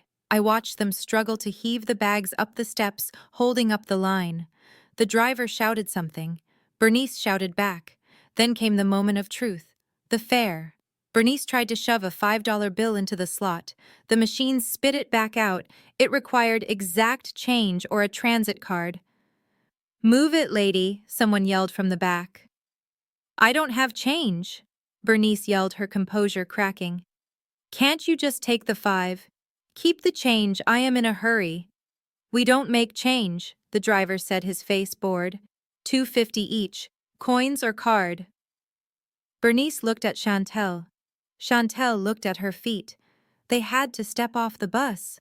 I watched as my mother, the woman who once spent $1,000 on a flower arrangement because the shade of pink was too aggressive, turned to the stranger on the bench next to her. "Excuse me," she said, her voice tight.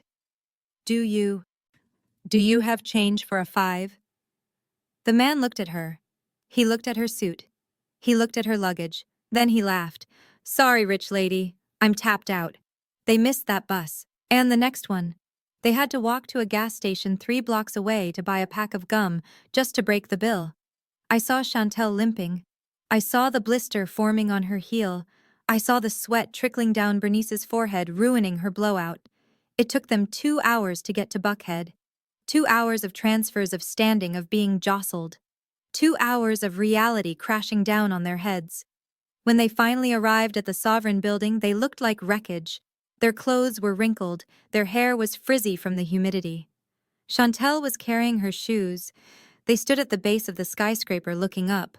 The sun reflected off the glass, blinding them. This was my fortress. This was the house that Zoe built. And they were just ants at the gate. They pushed through the revolving doors into the lobby. The air conditioning hit them, and I saw them shiver. They walked up to the security desk with a desperate attempt at arrogance. "I am here to see the CEO of Z Holdings," Bernice announced to the guard, slamming her hand on the marble counter. "I have a meeting." The guard, a man named Henry, who I had briefed personally that morning, looked at them over his glasses. He didn't smile. He didn't offer to take their bags. "Name?" Henry asked. "Bernice Williams," she said. "And this is my daughter. We are expected. It is an urgent restructuring matter." Henry looked at his list. He took his time. He ran his finger down the page, flipping it over, then checking the computer screen. He let them stand there for a full 3 minutes while he typed something slowly. "I don't see an appointment," Henry said. "What?" Bernice screamed. "Check again. I have the email. Look!" She shoved her phone in his face. Henry recoiled. "Ma'am, step back," he warned. He looked at the phone. "Ah, Z Holdings. Yes. The executive suite is on the 45th floor. However, security protocol requires verification from the executive assistant.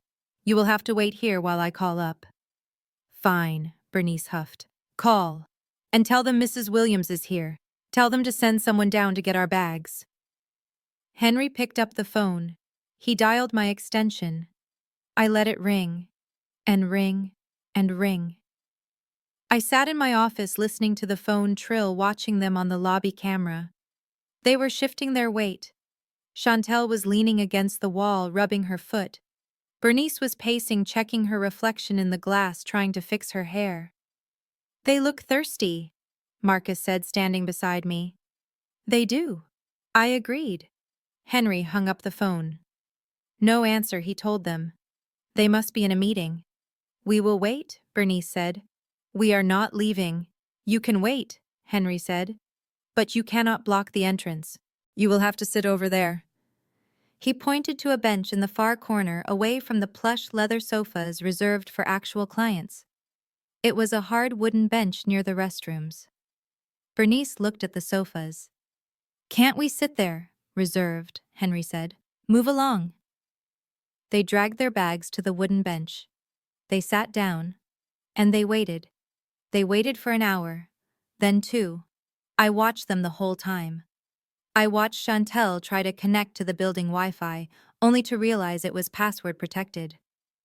I watched Bernice try to stop a passing businessman to ask for the time, only to be ignored. I watched their entitlement slowly drain away, replaced by a dull, aching hunger and thirst. At noon, Chantel went to the security desk. "Excuse me," she said, trying to flash a smile that used to get her free drinks.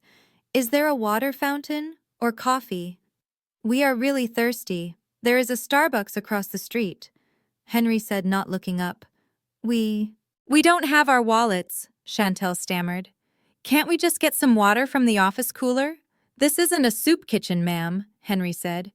"Building policy. No badge, no access to amenities." Chantel walked back to the bench looking defeated.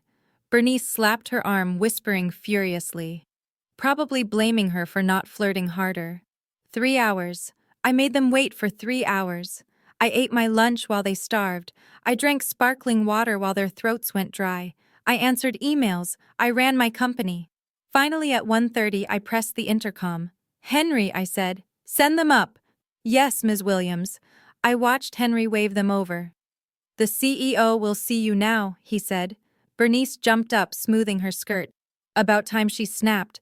They should fire that secretary, keeping us waiting like animals. They got into the elevator. I watched the numbers climb. 10, 20, 30, 40.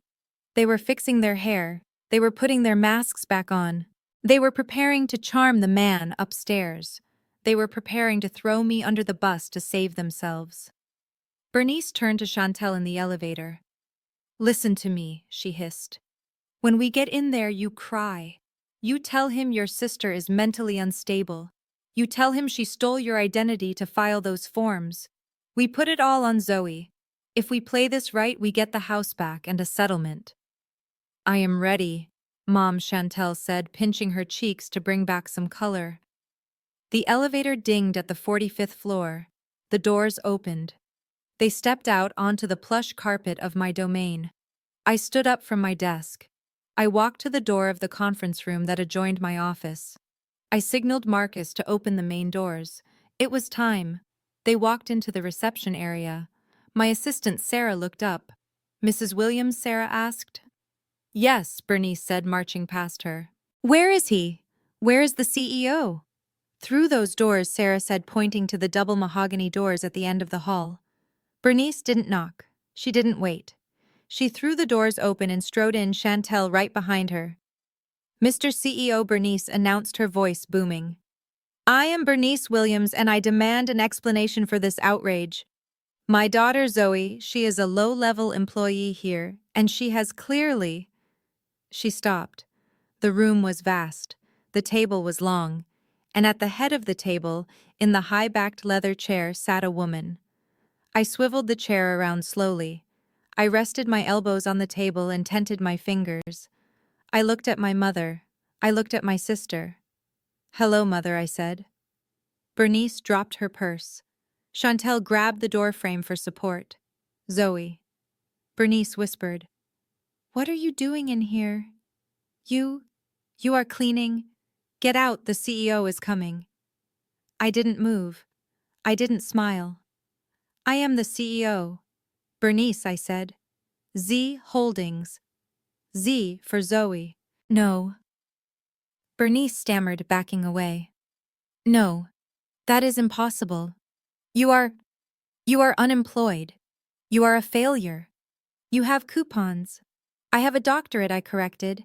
"And I have your mortgage, and your car loans, and your business debt." I picked up a file from the table and tossed it toward them. It slid across the polished wood, stopping inches from Bernice's hand. "Sit down," I said. "We have a lot to discuss, and I am charging you interest by the minute."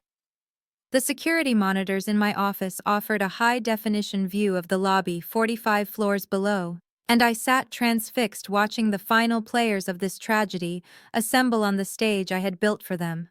My mother and sister were already huddled on the hard wooden bench near the restrooms, looking like refugees from a fashion show that had been hit by a tornado. They were nursing their blistered feet and checking their phones every 30 seconds, hoping for a salvation that was not coming. Then the revolving doors spun and Brad walked in. I leaned forward in my leather chair. I had wondered if he would show up. After abandoning his wife and mother-in-law on the sidewalk, he had fled like a rat from a sinking ship. But rats are predictable creatures. They always return to where they think the cheese is. Bernice must have texted him about the meeting. She must have told him that the CEO of Z Holdings wanted to negotiate. And Brad, being the opportunist, he was smelled a chance to cut a deal. He probably thought he could charm this mysterious CEO, throw Bernice and Chantel to the wolves, and walk away with a job or a settlement. He had tried to clean himself up. He was wearing a fresh shirt likely bought with the last of his cash or stolen from his friend's closet, but he could not wash away the desperation clinging to him like cheap cologne. He walked with a swagger that was entirely unearned, scanning the lobby until his eyes landed on Bernice and Chantel. I turned up the volume on the surveillance feed.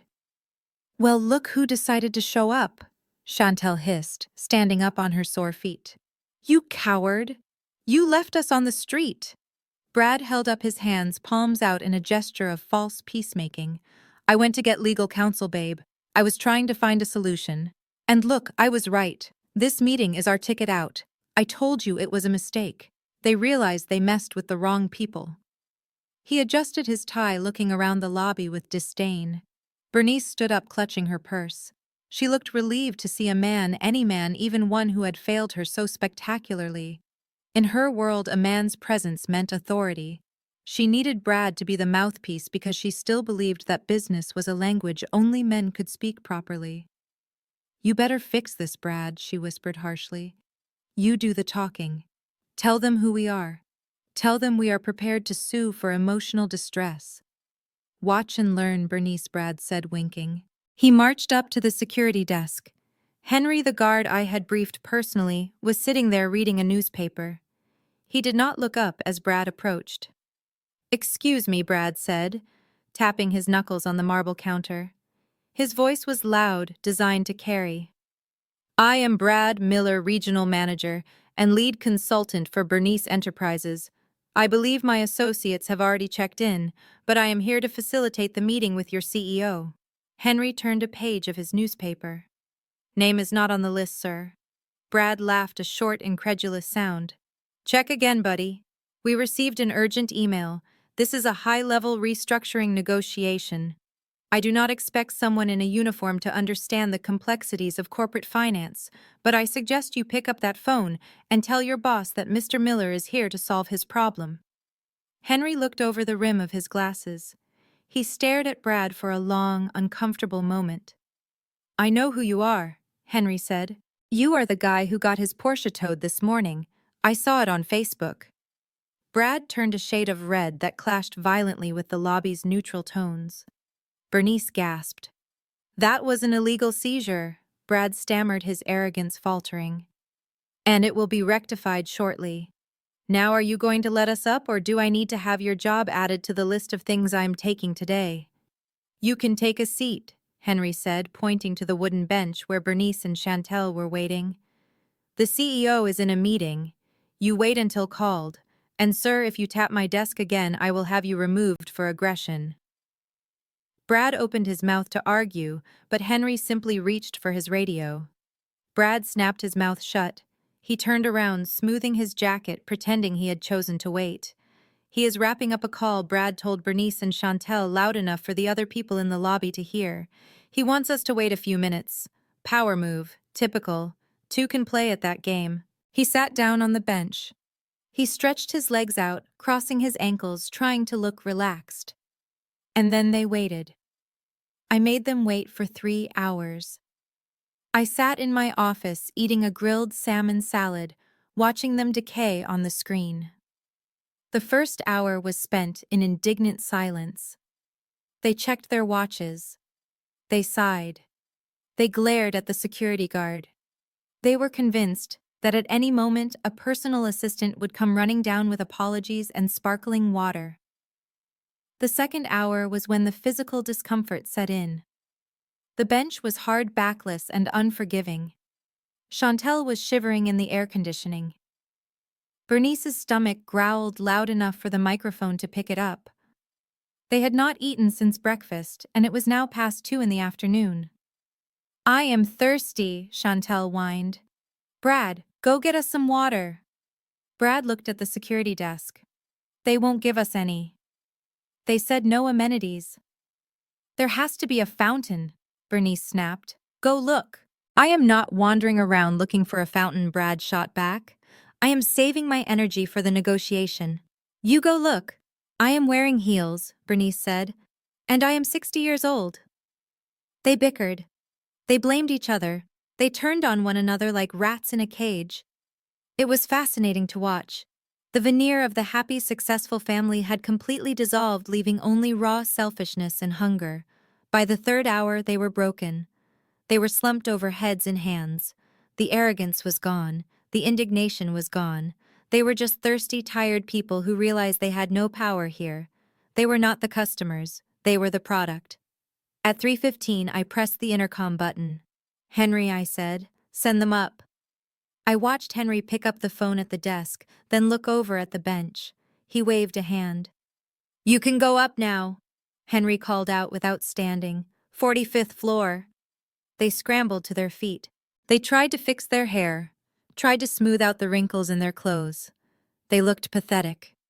Brad buttoned his jacket, trying to regain his swagger, but his eyes were darting around nervously. "Remember," Bernice hissed as they walked to the elevators, "let Brad talk. We are outraged, but willing to settle. We want the house back and damages." "We got this," Brad said, cracking his knuckles. "Just follow my lead." I watched them enter the elevator. I watched the numbers climb. I stood up from my desk and walked to the mirror in the corner of my office. I checked my reflection. I looked calm. I looked powerful. I looked nothing like the girl they had thrown away. I walked into the conference room. It was a massive space dominated by a 20-foot table made of reclaimed mahogany. The view behind the head of the table was spectacular, a panoramic sweep of the city they thought they owned. I sat down in the chairman's seat at the head of the table. I placed a single file folder in front of me.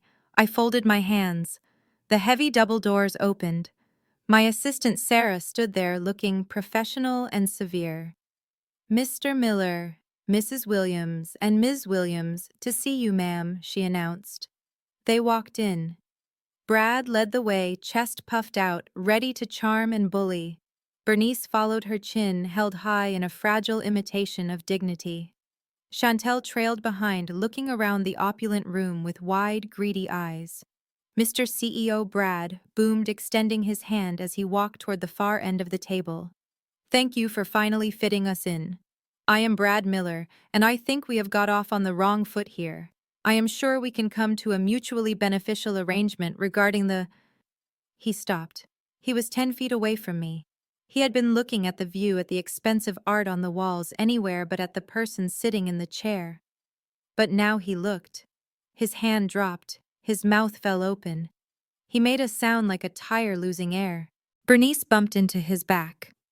"Move, Brad," she snapped, stepping around him. "We don't have all day, sir. I am Bernice Williams, and I demand to know why—" She stopped. She stared. She blinked rapidly, as if her contact lenses were malfunctioning. She took a step forward, then a step back. Chantel peeked around her mother's shoulder. "Is that—" Chantel whispered. "Is that Zoe?" The silence in the room was absolute. It was heavy. It was suffocating. It was the sound of a world ending. I did not smile. I did not frown. I simply stared at them, my face a mask of stone. "Hello, Mother," I said. My voice was soft, but in the acoustically perfect room, it sounded like thunder. Bernice grabbed the back of a chair to steady herself. Her face went from gray to white to a blotchy red. "Zoe," she choked out. "What? What are you doing here? Did you get a job here? Is that it? You are the secretary?" She looked toward the door, frantically expecting a man in a suit to walk in and take the big chair. "Get up!" Brad shouted, suddenly finding his voice. "Get out of that chair, Zoe. The CEO is coming. Do you want to get fired? Do you know how much trouble we are in? We cannot have you embarrassing us right now." He rushed toward me, reaching out as if to grab my arm and pull me out of the seat. "Security," I said without raising my voice. Two large men in dark suits stepped out from the shadows in the corners of the room. They moved fast. One of them intercepted Brad, grabbing his wrist and twisting it behind his back. Brad yelped in pain and was shoved down into a chair. "Sit down, Brad," I said, "and do not touch me." Bernice screamed. "What is happening? Who are these men? Zoe, tell them to stop. We are here to see the owner." "You are seeing the owner." "Bernice," I said. I stood up slowly. I pressed a button on the table, and the blinds behind me lowered slightly, cutting the glare and casting long shadows across the room. "I am Z Holdings," I said. "Z for Zoe. I own this building. I own this company. And as of yesterday morning, I own you." "No," Bernice whispered, shaking her head. "No. That is impossible. You are a failure. You have nothing. You are a disappointment." "I am the person who just bought your mortgage," I said. "I am the person who seized your cars. I am the person who froze your bank accounts." I picked up the file folder and slid it down the long, polished table. It spun perfectly, stopping right in front of my mother. "Open it," I said.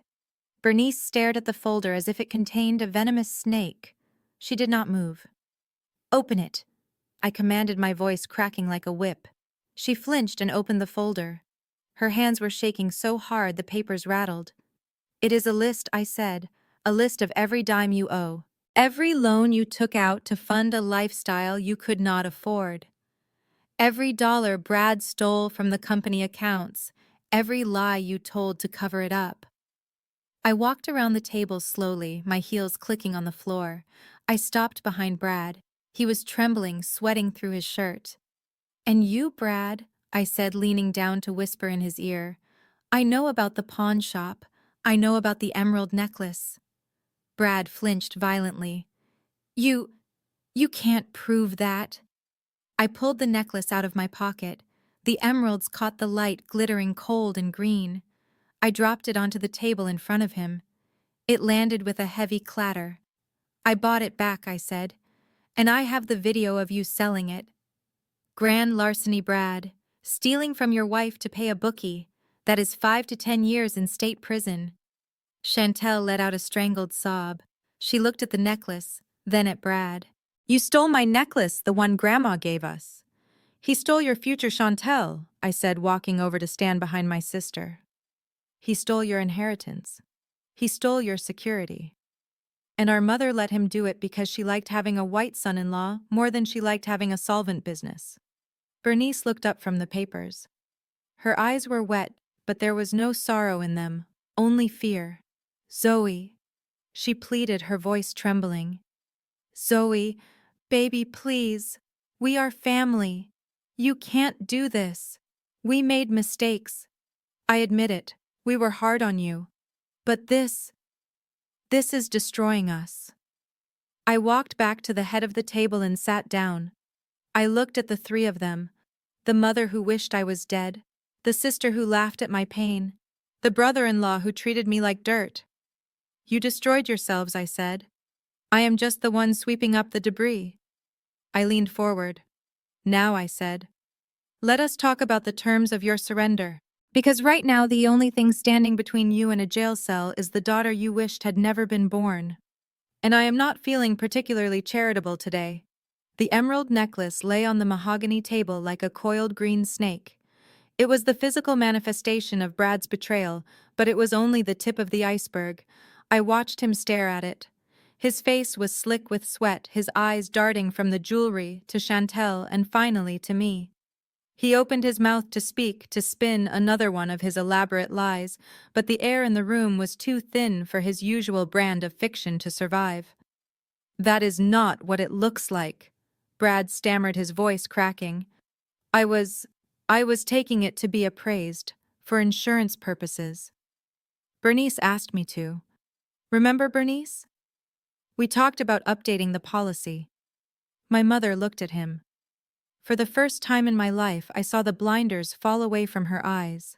She looked at the man she had championed, the man she had seated at the head of her table, the man she had allowed to belittle her own daughter. And she saw a thief. "I never told you to take that necklace," Bernice whispered. "That was in my safe deposit box. How did you even get the key?" "He stole it, Mom." Chantel said, her voice trembling.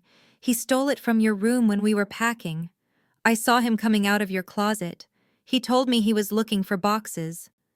Brad turned on Chantel, his face twisting into a snarl. "Shut up, Chantel. You do not know what you are talking about. I am trying to save us here." "You are trying to save yourself," I said calmly.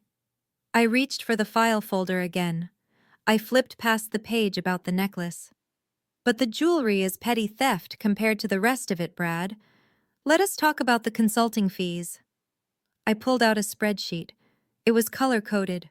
It showed the monthly transfers from Bernice Enterprises to a company called Zenith Consulting Group. $15,000 a month, I read aloud. Every month for the last 2 years. That is nearly $400,000, Bernice. Paid to a consulting firm for strategic advice. Bernice nodded, clutching her pearls. "Yes. Brad said we needed outside experts to modernize the business. He said Zenith was top tier." I looked at Brad. He was gripping the arms of his chair so hard his knuckles were white. "Do you want to tell her who owns Zenith Consulting?" Brad, I asked. "Or should I?" He did not answer. He just breathed short, shallow gasps. I slid a document across the table. It was the incorporation paper for Zenith Consulting. "It is registered to a residential address in Nevada," I said. "An address that belongs to a Mr. Bradley Miller." Chantel grabbed the paper. She stared at it. This is your old apartment address, from before we met." "Exactly," I said. "There are no experts. There is no strategy. There is just Brad transferring your mother's hard-earned money into his own private slush fund." "Where is the money?" Bernice screamed. She stood up, knocking her chair over. $400,000, Brad. Where is it? Did you invest it? Is it in a savings account?" Brad shrank back. I invested it in crypto. It is just down right now. The market is volatile. It will come back." "It is not in crypto," I said. I turned the page in the file. I revealed a series of bank statements. They were not from an investment firm. They were from online casinos, sports betting sites, and a particularly interesting recurring payment to a luxury escort service in Miami.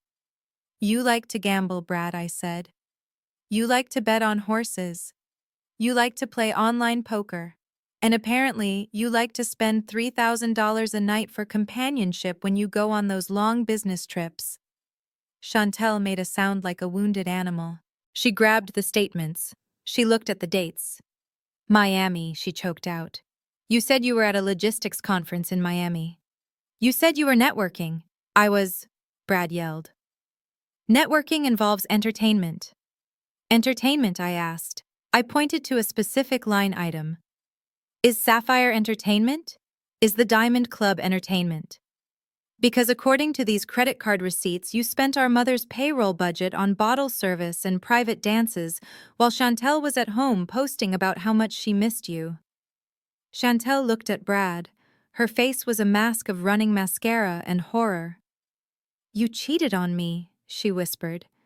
With hookers." Brad stood up. He slammed his hands on the table. "This is illegal," he shouted, pointing a shaking finger at me. "You hacked my accounts. This is inadmissible. You cannot use this."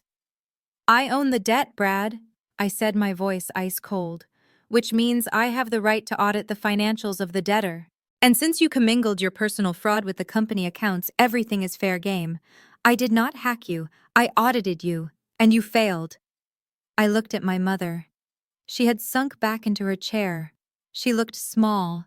She looked defeated.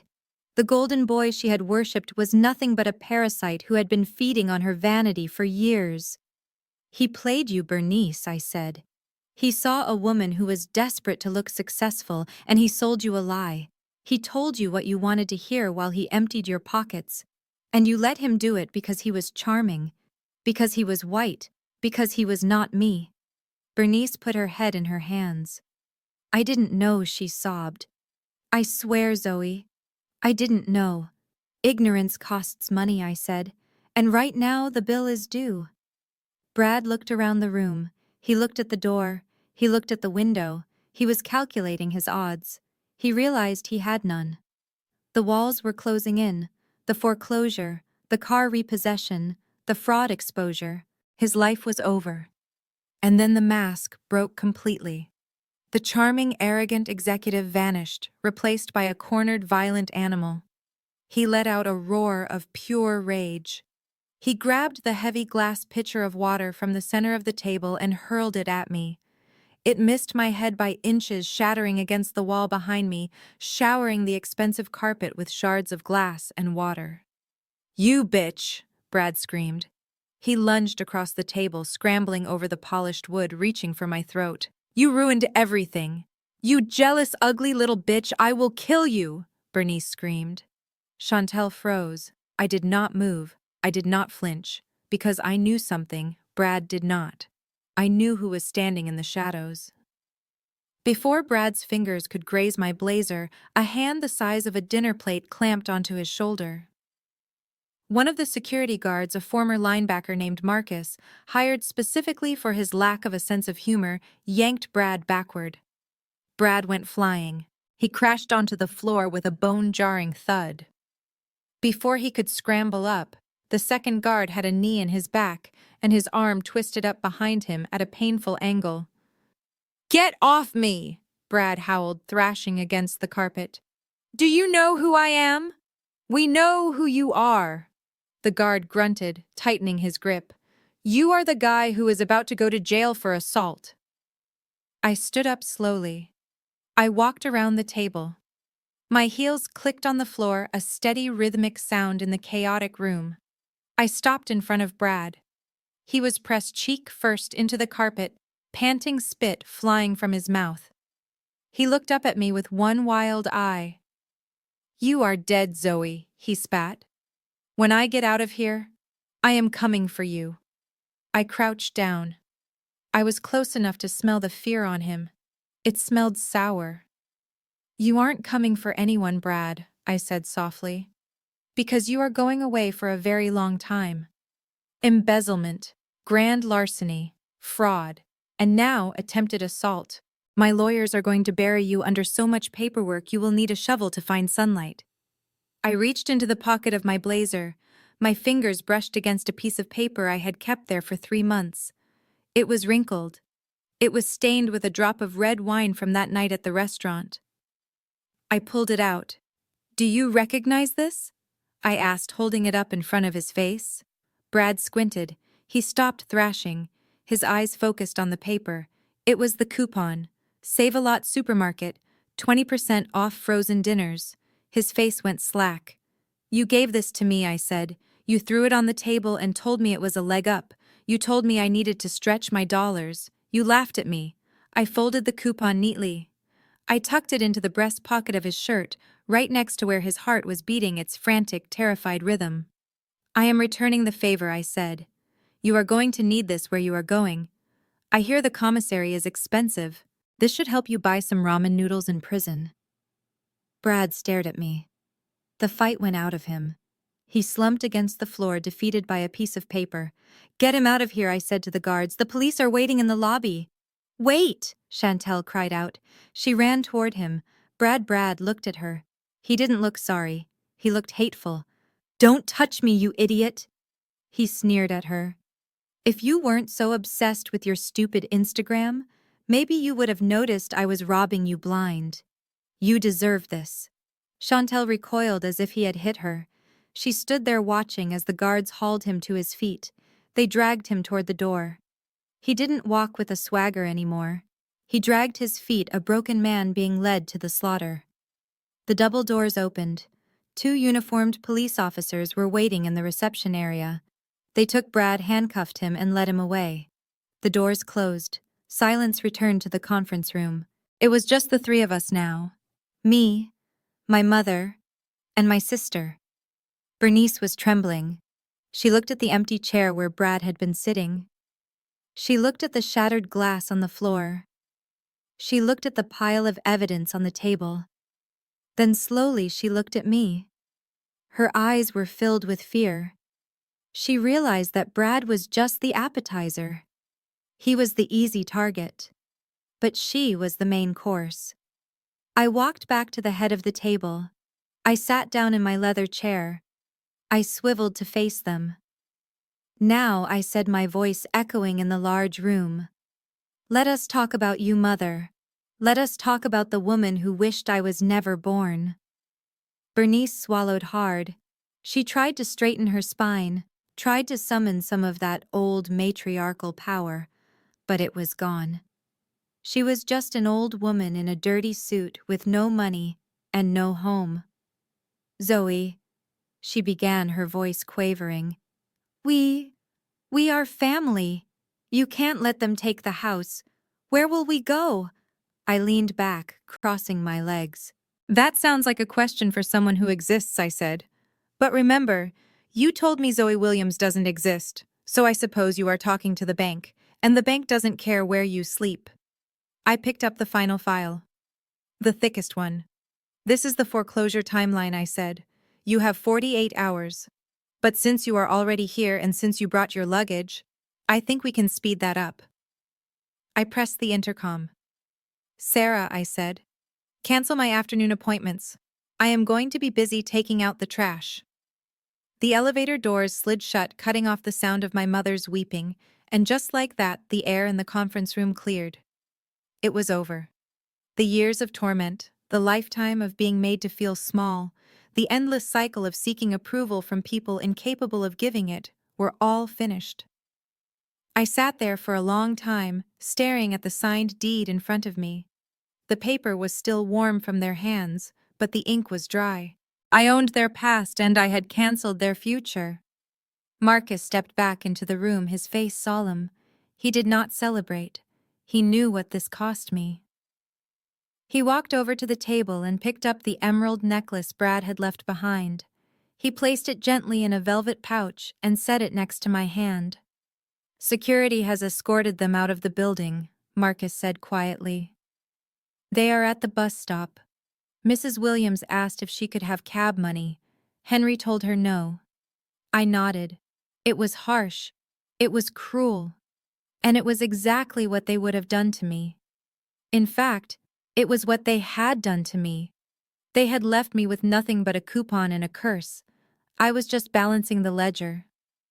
Get the locks changed on the house tonight, I said, my voice sounding strange in the quiet room. And call the hospital. Make sure my father's bill is paid in full for the next month. I do not want him worrying about money. I want him worrying about getting better. Marcus nodded and left the room to execute the orders. I was alone. I walked to the floor-to-ceiling window. The sun had set completely now, and Atlanta was a sea of glittering lights below me. From up here, the cars looked like blood cells moving through the arteries of a living thing. I felt a vibration in my pocket. It was my personal phone, the real one. I pulled it out. It was a number I had not seen in 5 years. Dad! I stared at the screen. My thumb hovered over the decline button. I could cut him off too. He was weak. He had stood by while they tore me apart. He was complicit in his silence.